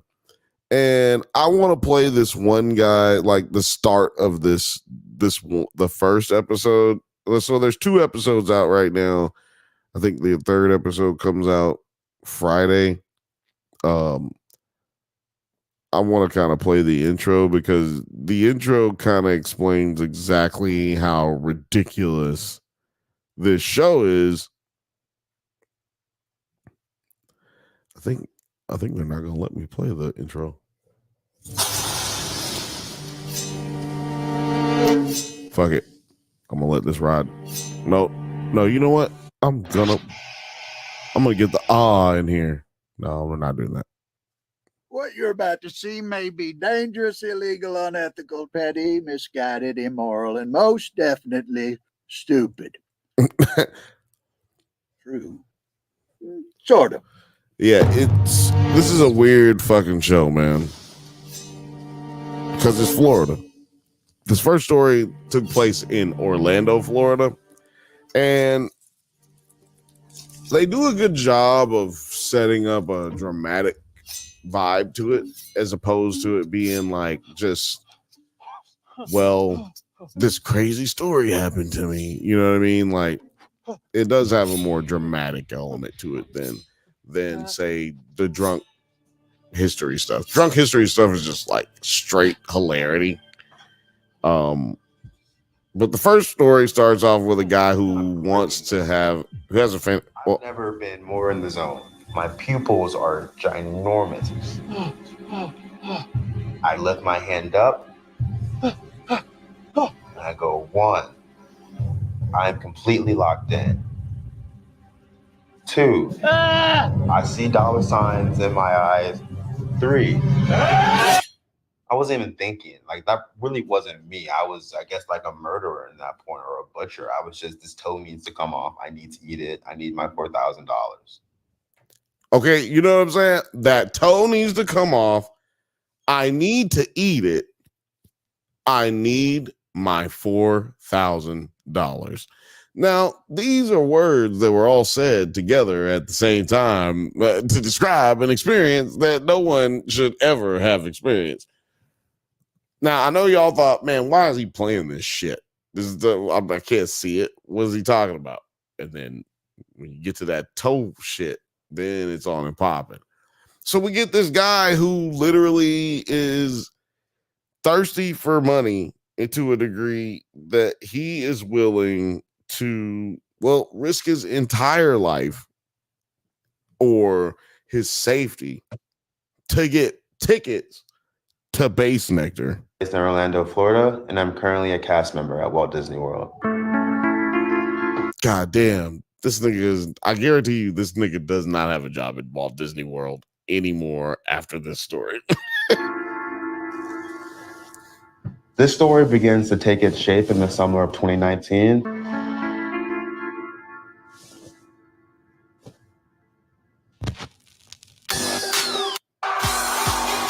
Like I said, he's in the Base Nectar. A Base Nectar fan. I saw him 33 times in 3 years. You hear that? 33 times in 3 years, my nigga. That's insane. So then he finds out that he needs like $4,000 to go to. He needs $4,000 so that he can see Base Nectar. And there, I think it's at Red Rocks in where is it? Colorado? Yeah, right. Yeah, that's by me. Yeah.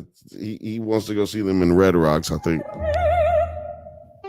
Base Nectar was going to be playing a 3-day concert in Colorado. I was like, I gotta go. But I was hurting for cash. So yeah, he needed that money. He needed about 3,000. And so whenever I need to get money quickly, I hop on America's Best website. Craigslist has not failed me. So I made a post just saying, I need money now. Now, raise your hand if you've ever done this in the comments. I need to know. Raise your hand if you've ever done this. Willing to do anything. Within reason. He said within typically reason. we put I need money offer out. You get the creeps saying like, I'm like, no, I don't have that. I'm sorry. Sorry. You can't read that. You can't read it. So I will say what it says. Typically, here. when you put I need money offer out, you get the creeps saying like, do you have a girl I can watch you fuck? I'll pay you money. I'm like, no, I don't have that. I'm sorry. No, I don't have that. I'm sorry. Also had another one said, can I fuck you? No, I'm sorry. Sorry. Want to do that? Can you fuck me? I don't want to fuck anything. I just want to work.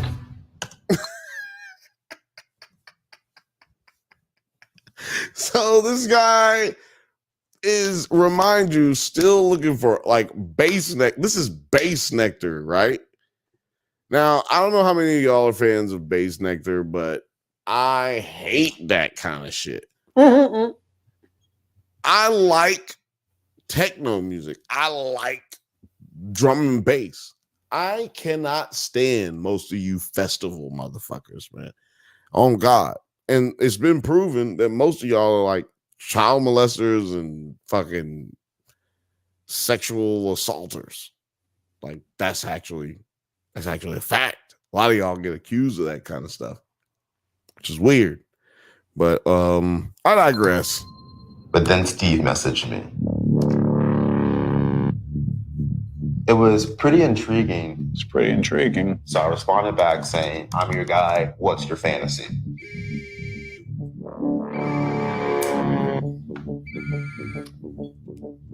Hello? Hello? So yeah, he gets a phone call from dude, and he asks him quite plainly, can he come over to his house? Steve is like, yo, can you come over to my house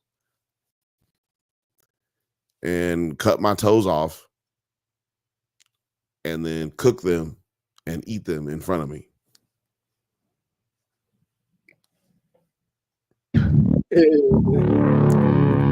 He was very blunt and to the point. He says, I want you to cut off 3 of my toes, cook them, Eat them. Now I want to watch.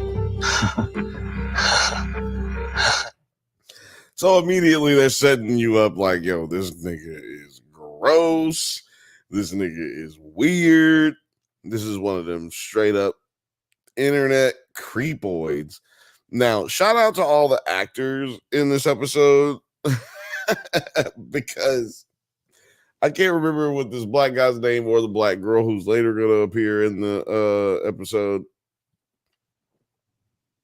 But y'all remember Stevie from Eastbound and Down? I didn't watch it. He's in this episode as well. He is playing Bass Nectar. Is hilarious, by the way. It's just hilarious. Let's see where we're at. I gotta go. You know what I mean? Like I've already told the man I'm coming. It's his biggest fantasy. I can't let him down. Yeah. Okay. They have this weird lady who's like giving her expertise on sex work, which is real work. Do not demonetize me, YouTube. But she's got the craziest lisp ever, dog. So bad that we're not gonna. Well, you know what? I'm gonna play a little bit of her lisp. Just a little bit of her lisp. That's all I want to hear is a little bit of her lisp. That you had to be crazy to engage in these practices. Hearing people's fantasies without judgment, without shame, it creates a sacred, safe space for people to really express themselves. You know, one of the things about people who are into like very hardcore fetishness, like cannibalism, where the fantasy is about, I want to be eaten. The whole desire of someone really eat them up. Someone wants me so much. That's so fucking weird. That's weird, bro. No.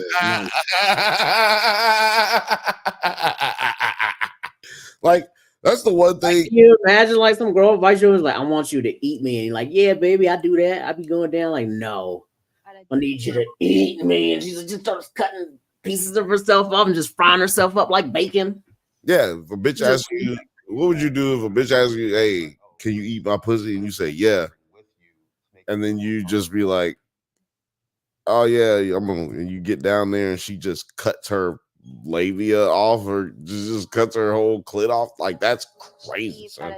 level is longing so Hold on. much. I do want bring with you to make me feel more comfortable. Oh yeah, Now, so yeah, he wanted him to bring somebody with him. Love. once we Which is agreed crazy. that we were gonna do it, he's like, "Oh, do you have a friend that you could bring with you to make me feel more comfortable? And I prefer if it was a female." Can you bring a friend? Now, this dude says yes to that question. He says, "Yeah, I'll bring a female. Okay, I'll just call somebody up right now." I'll be honest, I tried really hard not to think of this story for a very long time. I don't tell this story to anyone. So this girl, she and Phil, hold on, I'm trying to remember her name. I'm looking it up right now. But Carolyn and Phil have been friends since high school. And I just want to point out also that they're the only black people that were at their high school. They have pictures of themselves all with their friends and stuff. And that's how high school kids become fans of Bass Nectar. I can tell you that right now. You don't hang out with no black people. You're surrounded by white people. And, that is your life. I was in a boot due to an Achilles rupture injury that I had while dancing for Orlando Magic. And then Phil reaches out to me. It was from left field. I give her a call and I'm like, "Carolyn, you're not going to believe I'm getting ready to tell you." He then lets me know that, look, someone has asked me to do something very bizarre. He wants me to cut his toe off. You can see like distraught. She's like, man, I was like, what the fuck? And this dude, mind you, he's only gonna get like $4,000 to do this. And Like, as the friend who has the witnesses, you are at least giving me 500. At least. Shit, you might be just taking me to Bass Nectar. You know what I mean? Like, I might not even really give a fuck about Bass Nectar. Bass Nectar, you paying for everything. It's better be for two people to go to Bass Nectar and everything. Exactly. You are paying for me to go, and then that's on top of my 500. That was textbook stranger danger. I was just breaking all the rules. I think I imagine Steve being like a recluse and like a hoarder, like in his mother's basement or something, like playing video games with like a bag of Funyuns. But my question would be to Homeboy would be like, so what are you gonna do when you're like 3 toes less, my guy? Like, what's your plan after that? Yeah, exactly. But dude's not thinking are about you gonna that. hide this from anybody else? Or you just But dude's not thinking about that. Remember, he's just thinking, man, I gotta get this 4,000 because I'm trying to go to Bass Nectar and I only have like 2 days a day to like get this money up so we can go, because my friends, my white friends, they're not gonna pay for me to go. They're not gonna help me out. They ain't gonna chip in. They're not your friends, man. They're not your friends if they're not gonna help you get there, man. Or they just would go without you. That's what a real friend would do. Go without you without telling you, because they know you broke.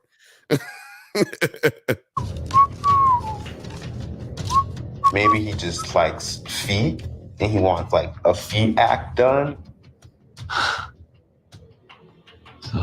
Maybe he's a maniac. Yeah, that was my whole thing. It might be the first inclination, but he's not a maniac, or at least he's not a weird recluse motherfucker. Like I said, they build it up as if it's very exciting, but he's very friendly, middle-aged guy. I'm a very friendly middle-aged guy. Come on in.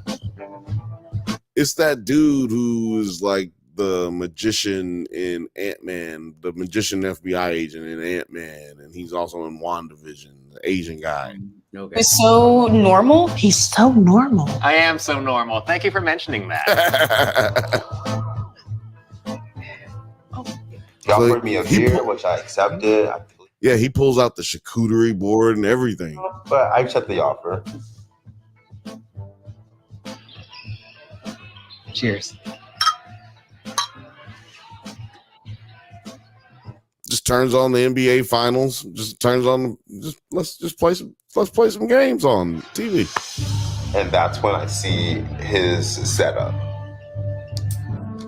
He has like a sterile pad on the ground, a cutting board, large knives, but they were kitchen knives, which I thought was a bit weird. It wasn't like a medical grade knife. We could really do some damage here, and we are in no way medical professionals. I was starting to get like a bit nervous, but then I remembered why I was here. Sometimes, yo, my guy was like, we cutting toes up in this bitch tonight. I don't know what the fuck y'all talking about, but I'm cutting toes in this bitch, which is really just gnarly to me. I mean, y'all know I don't even say gnarly on this show a lot because I use it in the context that it belongs in, and this shit is gnarly.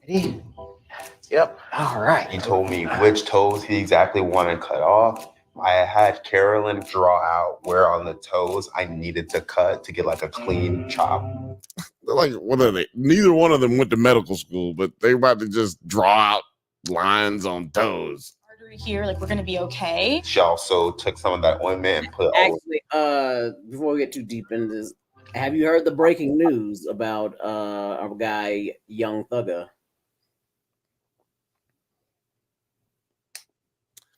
Definitely. Young Thug is free. He's out. He's outside. He did the plea deal. He did a plea deal, something they weren't offering previously. They actually took over 12 months to have a court case in which they gave 4 or 5 actual murderers immunity, tell on a guy in which they ended up getting a plea deal with anyway. It's got to be the most incredibly, the biggest waste of taxpayer dollars in the history of the biggest fumble of our justice system, honestly, because we all know they did that shit and they're doing that shit. The problem is the overextension of the law. They know that these guys did crimes that are worth 5 to 20, anywhere from 5 to 25 years to life. You know what I mean? Like, they know they've committed crimes that they can go to jail for the rest of their life for. But what happens is, instead of trying to just do an investigation on the individuals, they want to just hit somebody with a RICO so that we can just swallow everybody up in one big swoop. But you got 5 murderers, and now you want this guy to confess to being the leader of all of them. Like, why don't you just take the dub on the 5 murderers? Right? Like, to me, that is where we mess up in the justice system. We want to fill the jails so quickly we don't even bother to just go through the process where you because oh damn, that was loud. Like where you have the OJs, you know what I'm saying? Like OJ Simpson, the reason he was able to get out of going to prison is because the police overextended themselves. They went ahead and planted evidence.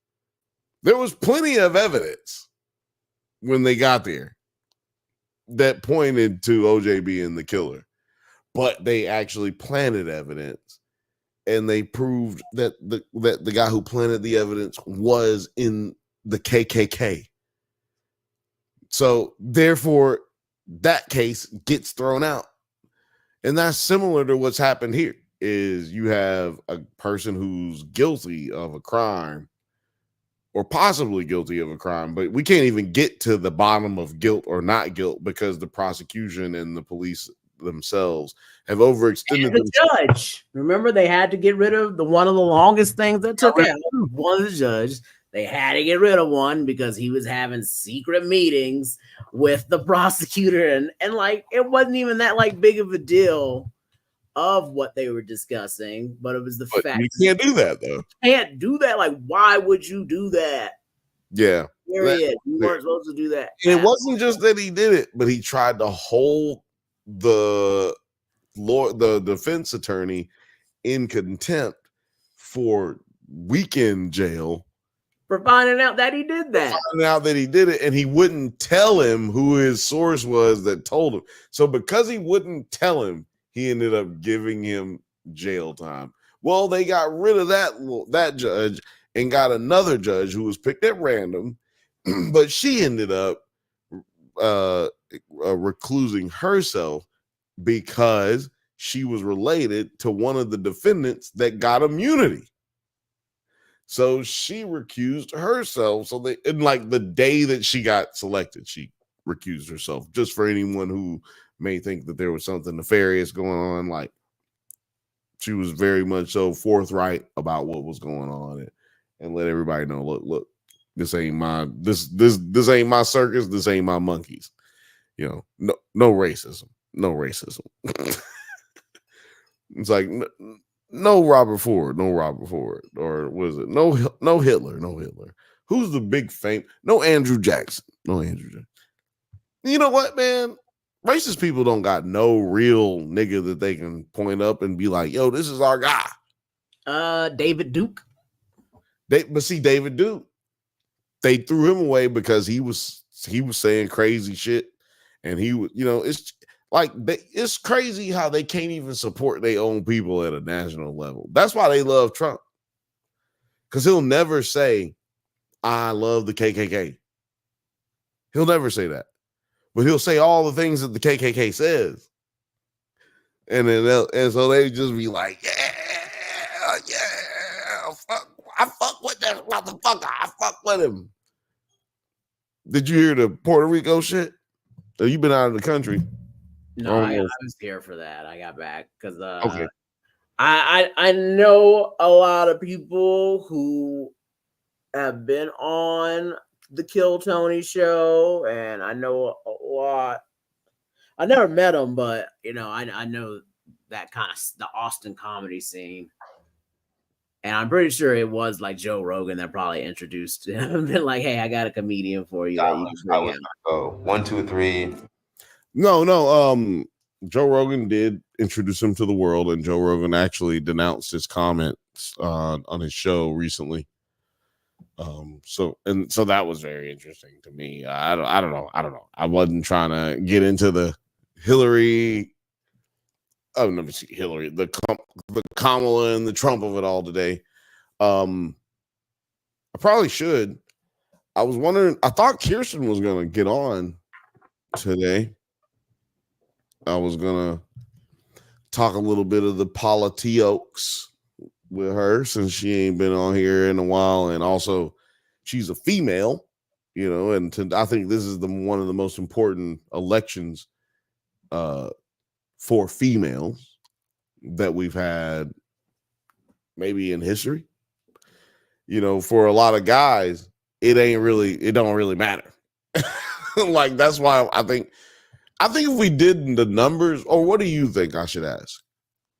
If we did the numbers, do you think that there would be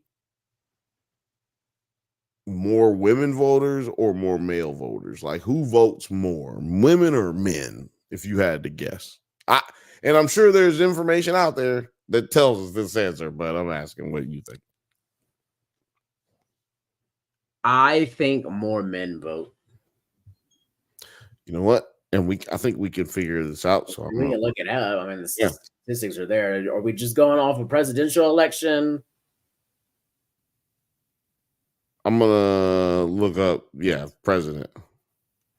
Who votes more in national elections or general elections? Right? General elections. Men or women?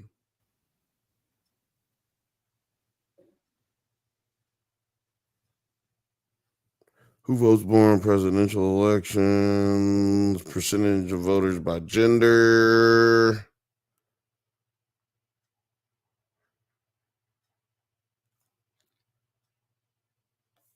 Damn, why they want to give me this bullshit? I need a photo.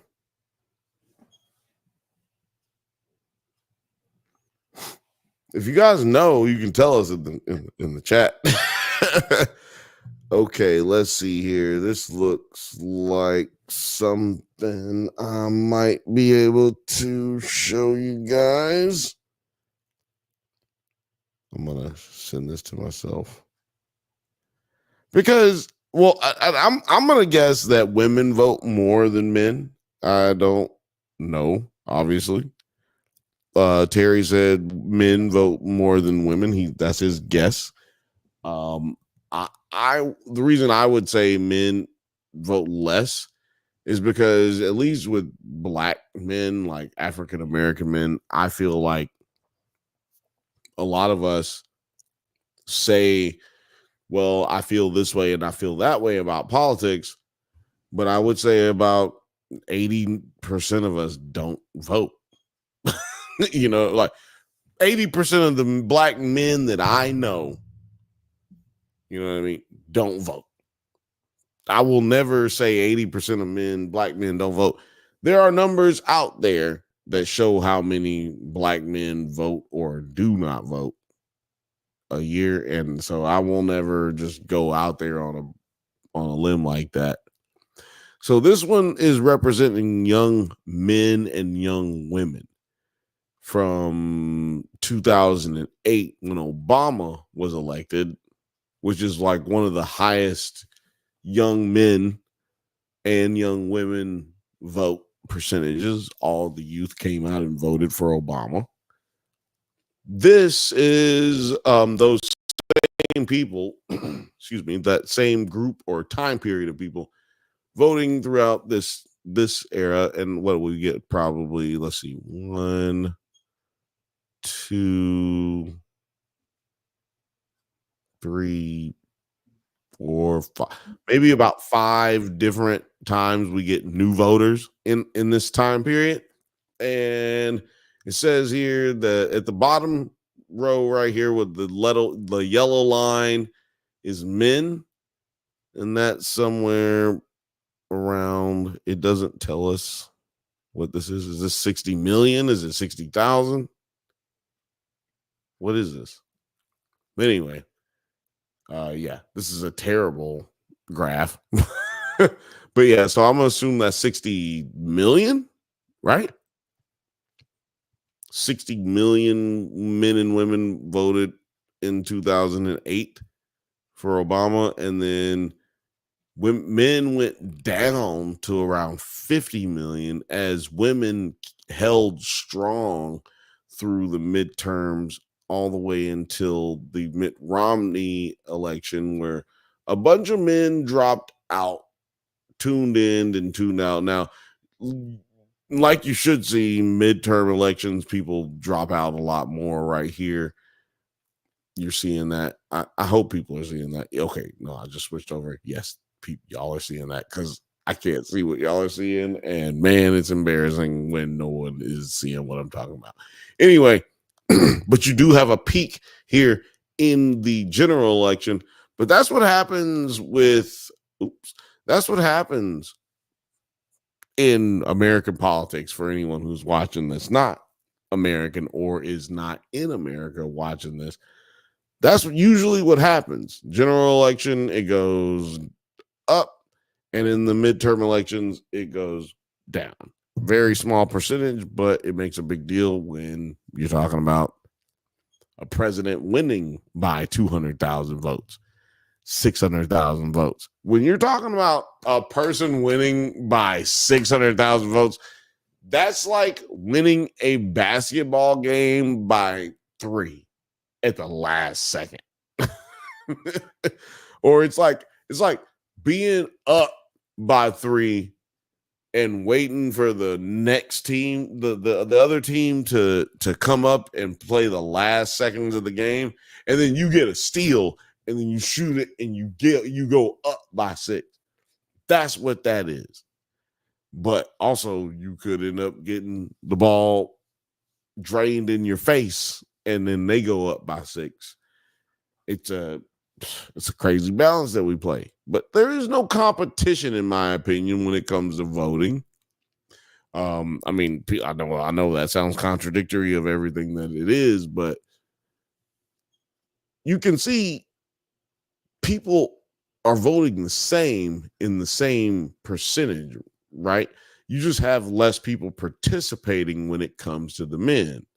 Do you feel the same way, right? Like, Terry, like that's what we're looking at, right? Like, less people vote for, like, less men vote accordingly to the year that it is. If just like everybody else does, the midterm or general, more people vote during the midterm, less people during the general, but it's consistently less men voting than women who vote. Yeah, I found this chart and everything about it. It says it's kind of been like that since the 1980s, that women have been share it on the thing. Not only do they what? Share it on the thing. Share it on the thing. I'll pull it up. But no, you continue. Not only do they vote more, but they are registered to vote more. Damn. Man, y'all niggas is lazy as fuck, man. Let me have the floor real quick. Let me tell y'all something, man. Y'all are the laziest motherfuckers that I ever met. And I met some of y'all. And I'm meeting you right now. And I'm going to tell you right now, if you are black in America, if you're not registered to vote, dog, you're being lazy. Like my grandmother, I got a picture of my grandmother up there with at Martin Luther King's funeral. And yes, there was a lot of niggas there, but it wasn't a bunch of people at the actual grave site. It was thousands of people there, but there was hardly anybody right there in the spot. And I got a picture of it right there. My grandfather, my grandmother, my aunts, my great grand aunts, my great grand uncles. I got a mad people right there, my cousins, family members sitting right there chilling. I got nothing but the most respect for the whole movement. But we be tripping sometimes, dog. Like it really, you know what I mean? Like I gotta be honest when it's time to be honest, you know?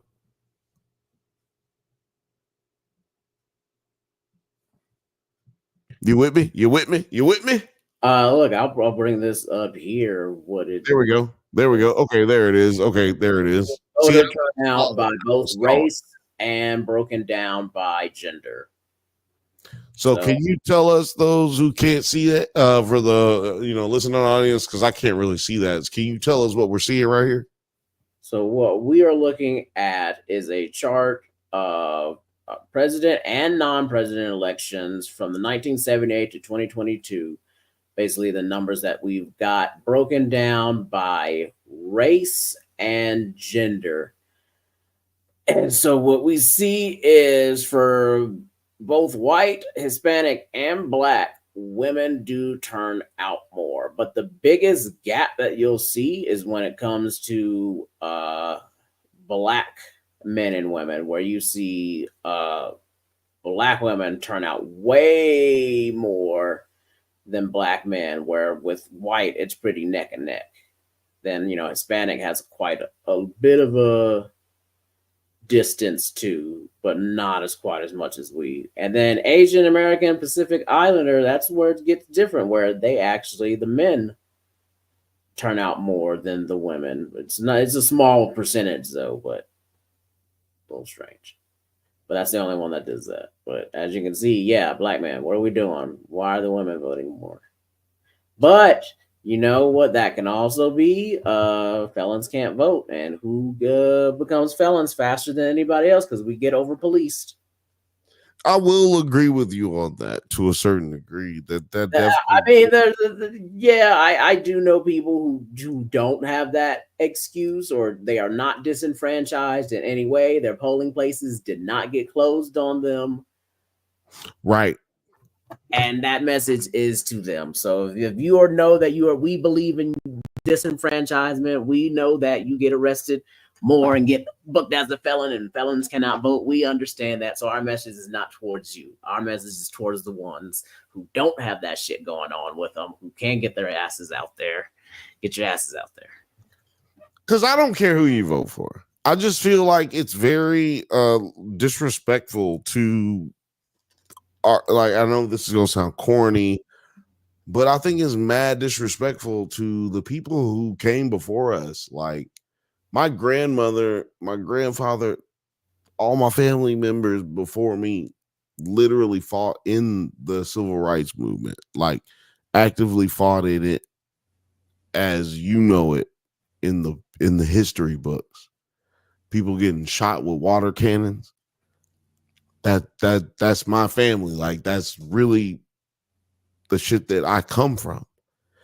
And with that in mind,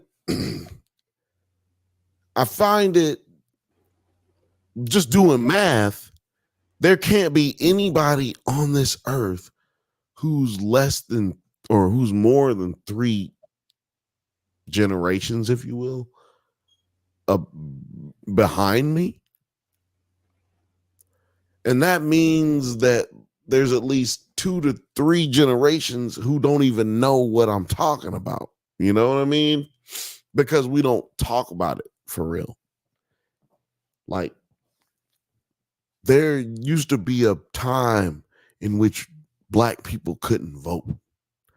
When my mom was born, Black people couldn't vote. There was then there became the situation where Black people could vote in the North, but then they couldn't vote in the South without people harassing them and attacking them and killing them and bombing certain voting areas, bombing registration areas, creating standardized testing that said that you have to take this test in order to be able to vote. Poll taxes,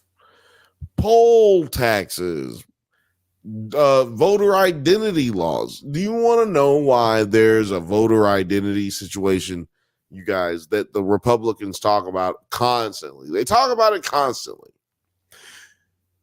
The reason that they're talking about that one situation is because there is a law that used to exist where it said you could not vote if you did not have a driver's license, period. You could not vote. That is a license law that they created to make it to where Black people couldn't vote. Because if you were Black, you were too poor to get a car.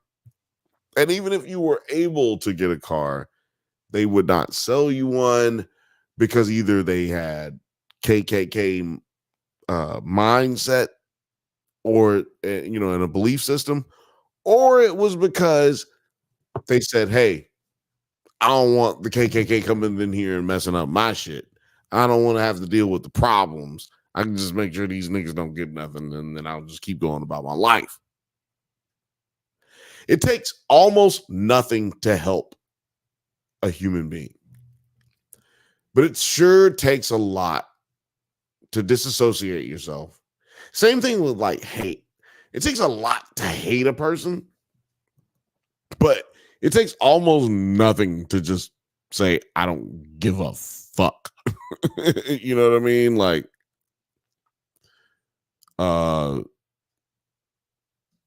we got some more comments here.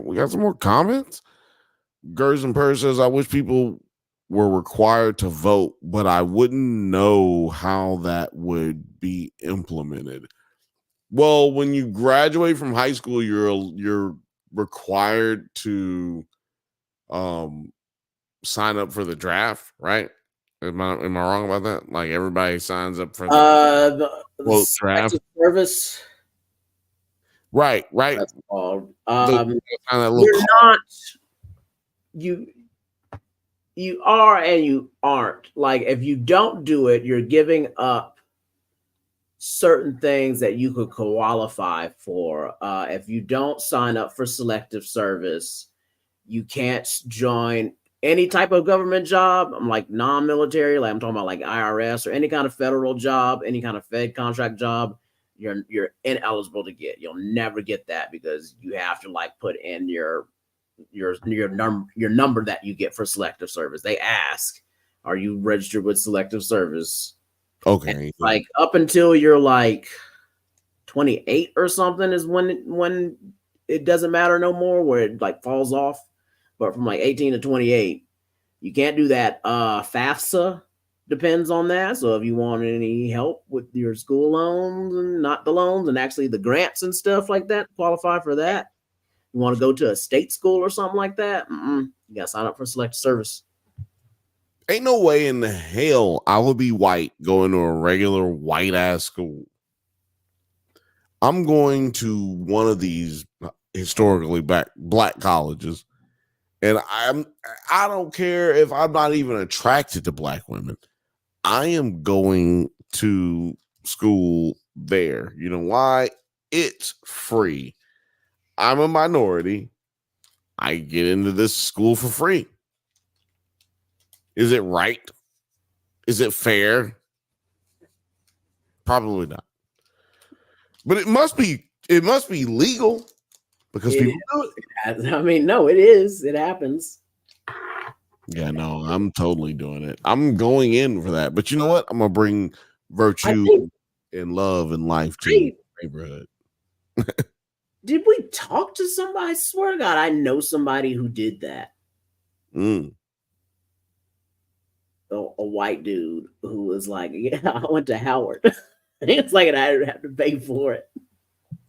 No, I definitely met my high school English teacher was a dude who went to I don't want to say the name of the college because I don't want like people looking him up and shit, but it was a historically black college and he kicked it there for a minute, like 6 years. He didn't get a degree, but he learned enough, got a lot of the teachers shit down, and then took the teachers test.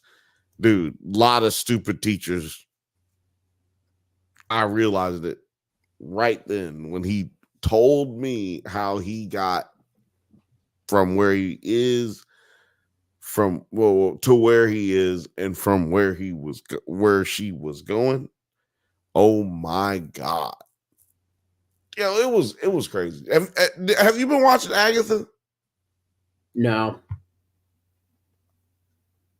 Crazy episode. Did you watch Grotesquerie?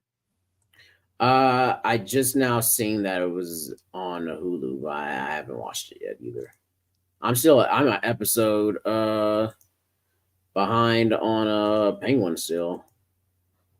Oh yeah, man. I can't wait to have you back on Monday to talk about Penguin, because let me tell you something. You're gonna be on and popping up and with it. Actually, I probably won't be able to get on Monday, for I will be on trip number 2 because I can't stop stopping. This one's gonna be domestic, so if you're in New York City, holler at me. I'll be there for the week and for the night of the election. Are we doing something for election night? Are we gonna like go live? Should I bring my stuff? Yeah, man. You know what? I'm gonna go live. You know what? You just made it happen.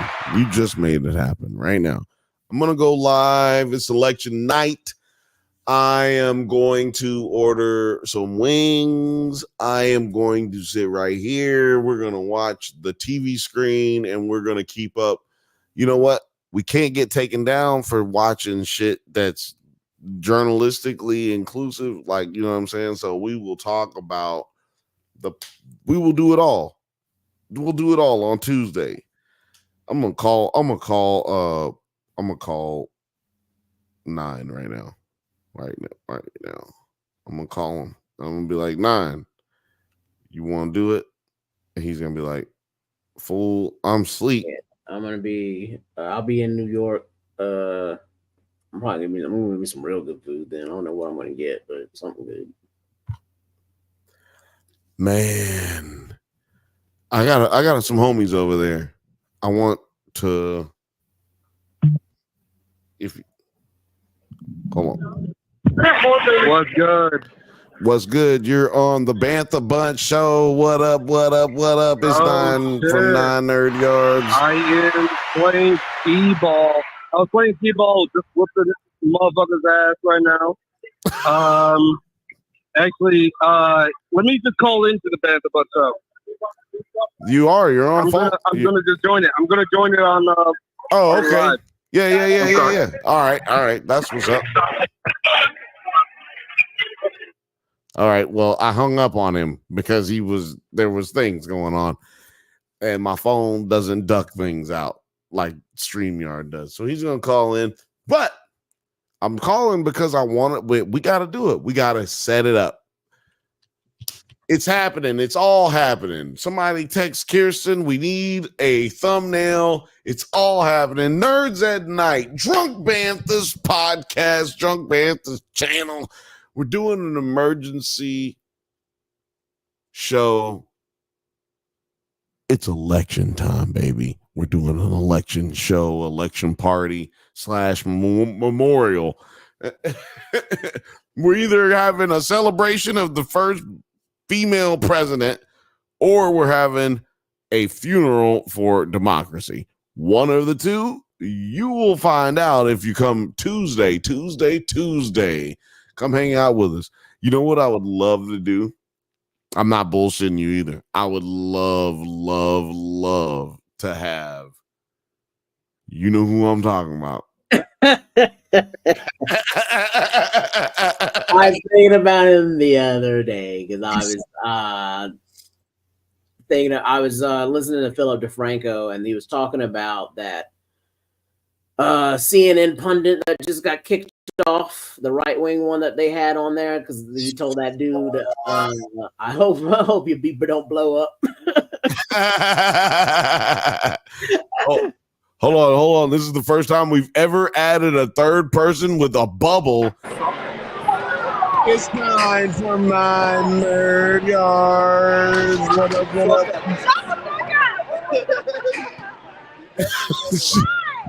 She just told somebody to shut the fuck up, and that's why I'm giving her cheers.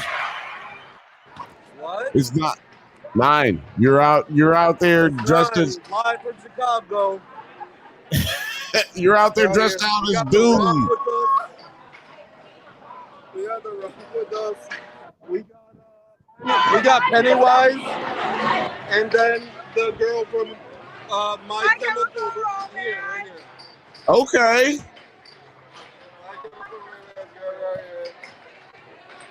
Hell yeah, y'all get an applause. Y'all can't hear it, but y'all get an applause. Tomorrow. Holy shit. Yo, the only reason we called you. Can you hear me? I don't think you can hear me. I made that shot. I made that shot. You know I did. I can't hear a word that you guys are saying right now. Yeah, that's why we called you. You wanna say? Instead of doing this. You're a crazy person. This is not working. He's Pennywise, the clown. We all throw down here, right? How did I know it was going to be a bunch of females? Huh? How did I know? What up? Yeah, what the fuck is that? Hey, all right, you guys, be here on Tuesday.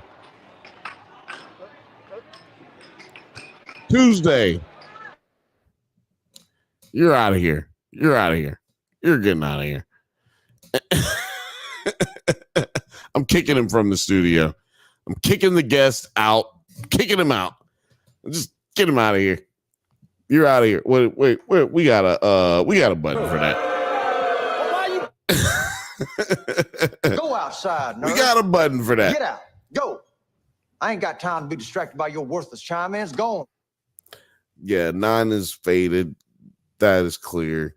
That's what happens, though, when 9 gets faded. If you don't believe it, go check out 4th of July podcast. Bantha Bunch Show. This is the second holiday that the Bantha Bunch show has fallen on this year. Isn't that crazy? And then Thanksgiving will be the Bantha Bunch show as well. We will not be going live that day. There will be a pre-recorded show. I'm pretty positive we're gonna do like that night. It's not a best, man. Why does that shit keep happening? It's not a best of episode on Thanksgiving that we're gonna have, but we are going to put together a bunch of shit and compile it into something.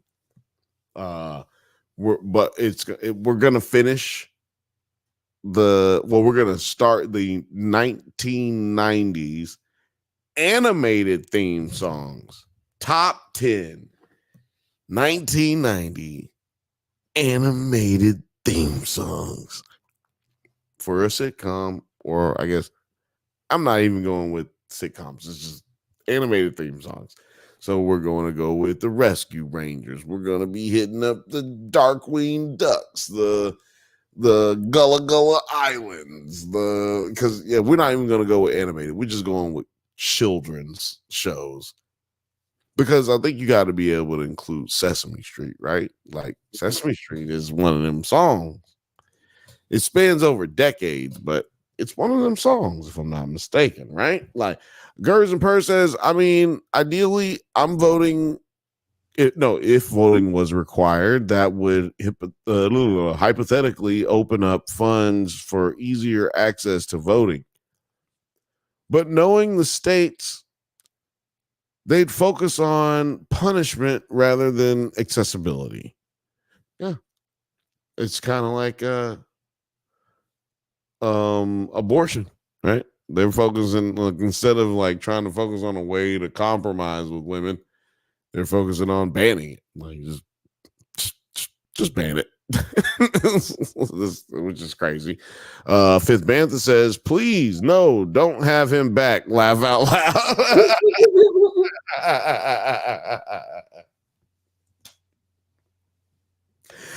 What if we win? If we win and come on.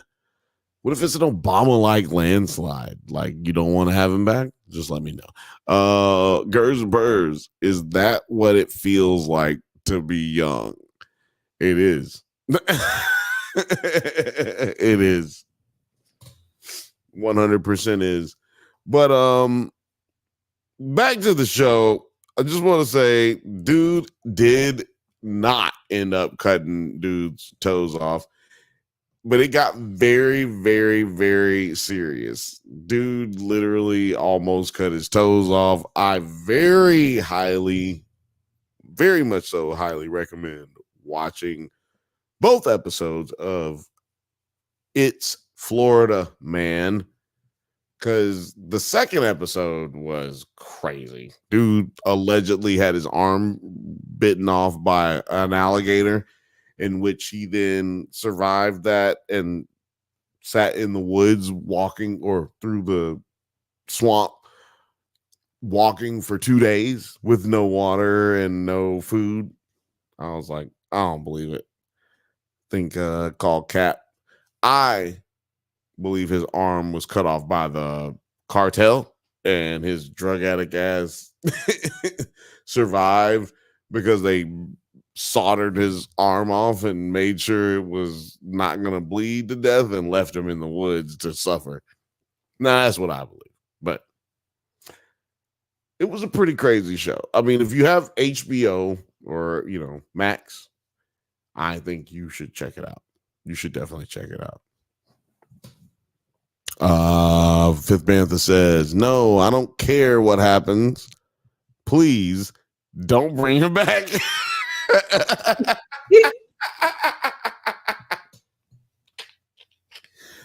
Oh, man. I will say this. I do think that there is an importance, and it really matters to have people who you disagree with and have conversations. I think it's very important to be able to have conversations with people you disagree with and be able to just keep moving through life. You're not going to agree with most people. And if you're a Democrat, let me say this. Get who you want into office, then put the pressure on them, then hold them accountable. But if you don't get who you want in the office, then you won't get anything done. Like if someone goes into office with less things in common with you than the other candidate, they're going to get less things done for you. Get somebody, like, regardless of how much pressure you put on Donald Trump, if you believe in liberal ideas and all that stuff, you're never going to get him to do any of the stuff you want. If you want to get some of those things done, you should probably choose the candidate that's going to get you those things done, and vice versa. So if we're talking about Kamala, if you want her to get those things done, you shouldn't waste your vote trying to say I'm protesting and whatever. Just vote for her and then put the pressure on her, put the fire on her. That's what Martin Luther King did. That's what people do when it really gets stuff done. Now then, if you're a Republican, you need to do the same thing, because I'm tired of hearing all this bullshit. Like, y'all always want to pick a candidate and then they don't do nothing that y'all said that they was going to do. Like, and then they blame the other party, and it's just like, no, I'm looking at your voting records right here. This candidate had a chance to vote for that thing that you needed, and they said, fuck no. Exactly. And the problem is that, like, Democrats hold their candidates too accountable, and Republicans don't hold their candidates accountable at all. It needs to be that you hold everybody accountable, but during the times where we're fighting against someone else, we galvanize and we come together within either a party, and then we do it outside of this country. When we are facing an enemy outside of this country, we galvanize and we come together and we are one. We're not Democrat and Republican when it's another entity involved. We are all just Americans. And that's what we should remember. We're all just Americans. This is a transfer of power that happens to make sure all of this shit works correctly all the time. When you say Americans, it reminds me of Civil War. And I'm getting to the point where I got to be like, well, what kind of American are you? Well, that's my point. Some of these Americans I'm not liking too much no more. That's my point, is that we got to remember that we're all Americans, and this is our World Cup. As Americans, this is our World Cup. We have two different factions who are going to meet at the tippity top at the end of the year. And here we are. It's towards the end of the year. We're going to meet up and we're going to have a tournament. Winner takes all. Loser goes home. And this is the time. If you're voting for Republicans or Democrats, I want to challenge you to do something that you probably have never done. Do not vote based off anger. Do not vote based off of hate. Do not vote based off of party or reconciliation of your inability to affect or have change. Don't worry about whether or not your vote, quote unquote, counts. If you live in Alabama and you're a Democrat and you think your vote don't count, don't worry about that.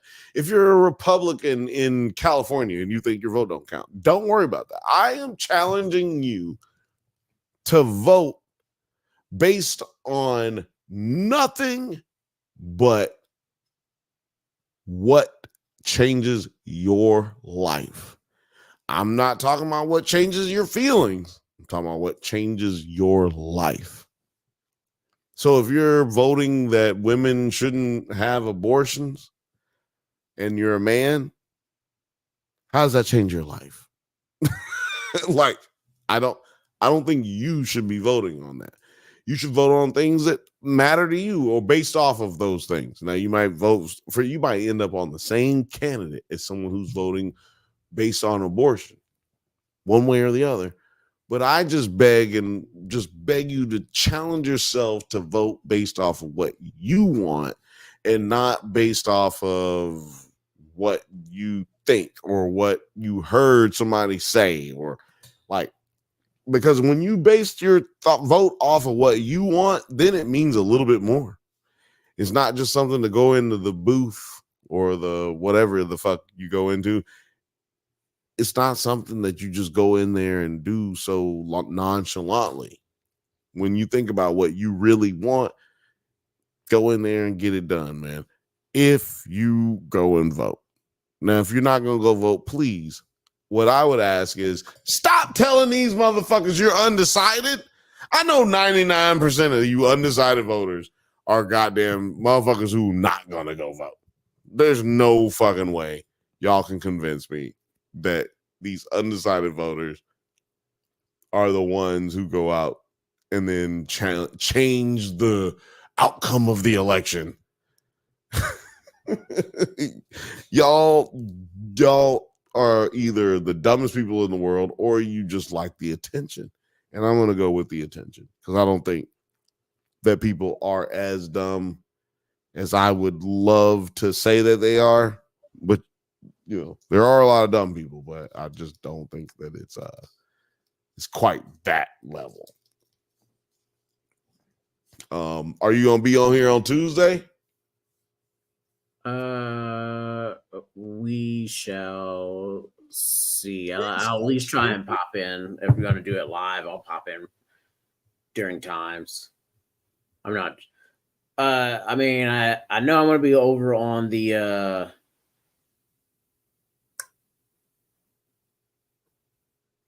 finance district right next to the World Trade Center, and that'd be an ironic place to watch it at.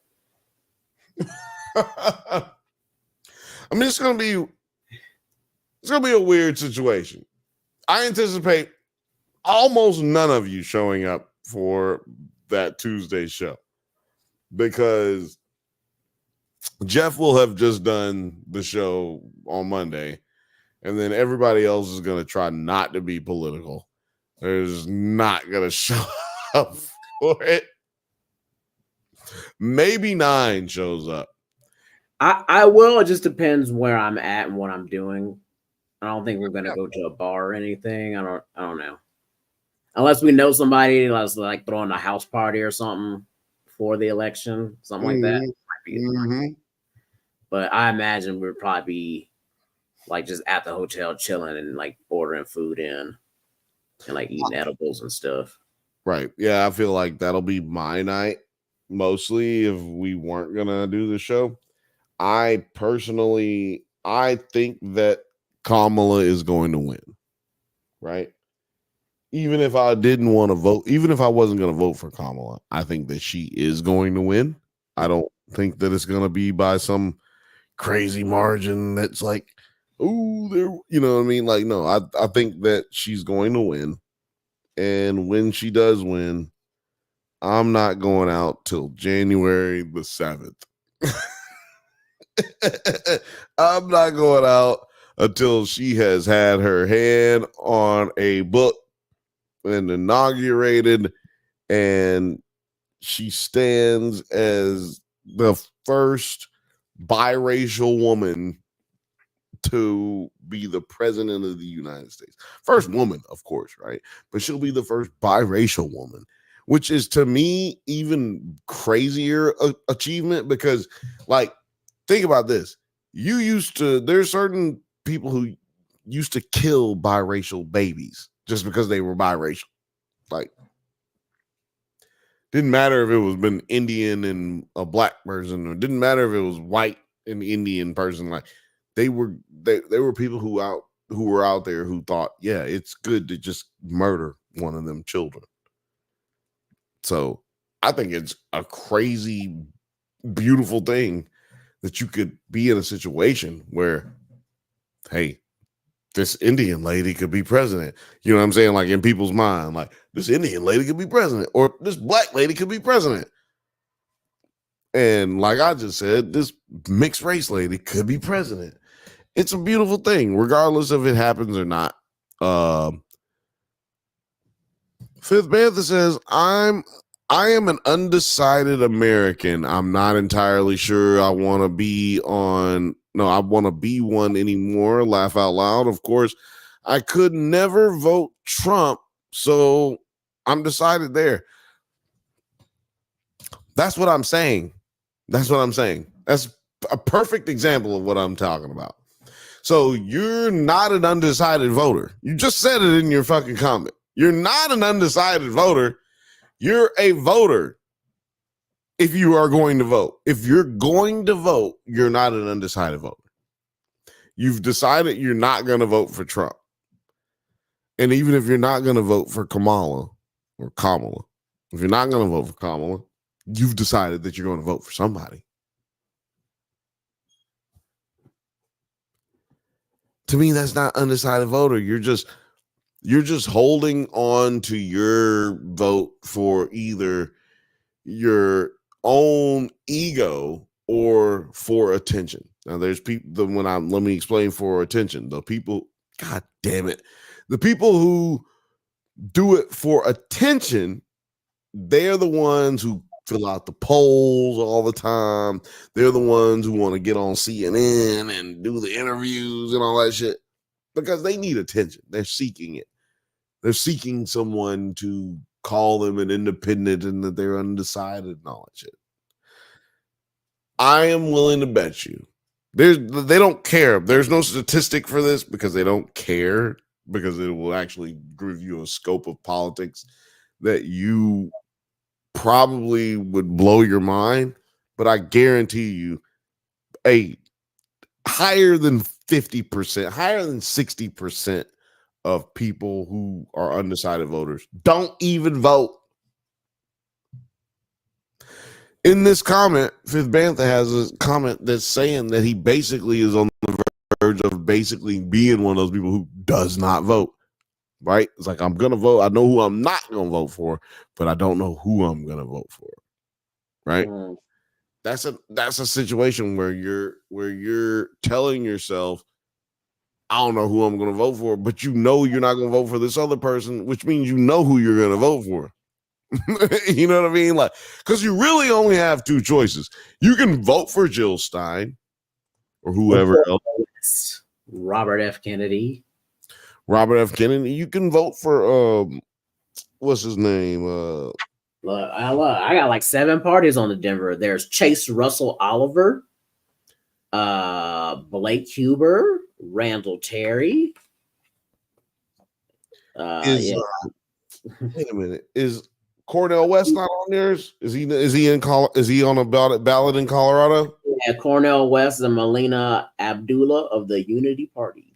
Yeah, and see, to me, like, there should be all of those parties and the possibility for all those parties to get to the promised land, but I just can't get with all this voter hate making me feel like I'm in this 1960s, 1950s, you know what I mean? Like, they arrested a kid today who was trying to attack people, or it was either today or yesterday, who was trying to attack people who were voting. He had a machete in his hand. Oh yeah, a young kid. Yeah, had a machete. Yep. And it's like, okay, I understand. Then there's I understand the mindset of like the intention, like the base intention, but the way they're going about it alleviates everything that they say in that base like intention. It just shows you that they're out for nothing but really violence and death.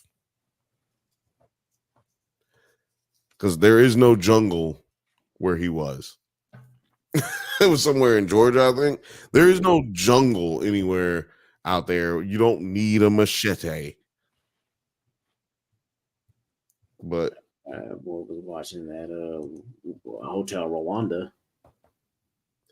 It's the world we live in. I do not want to get too deep in the weeds on you guys on politics, but it will be me here at the very least. I'm telling you right now, Tuesday, I will be here. I'm going to watch the election coverage.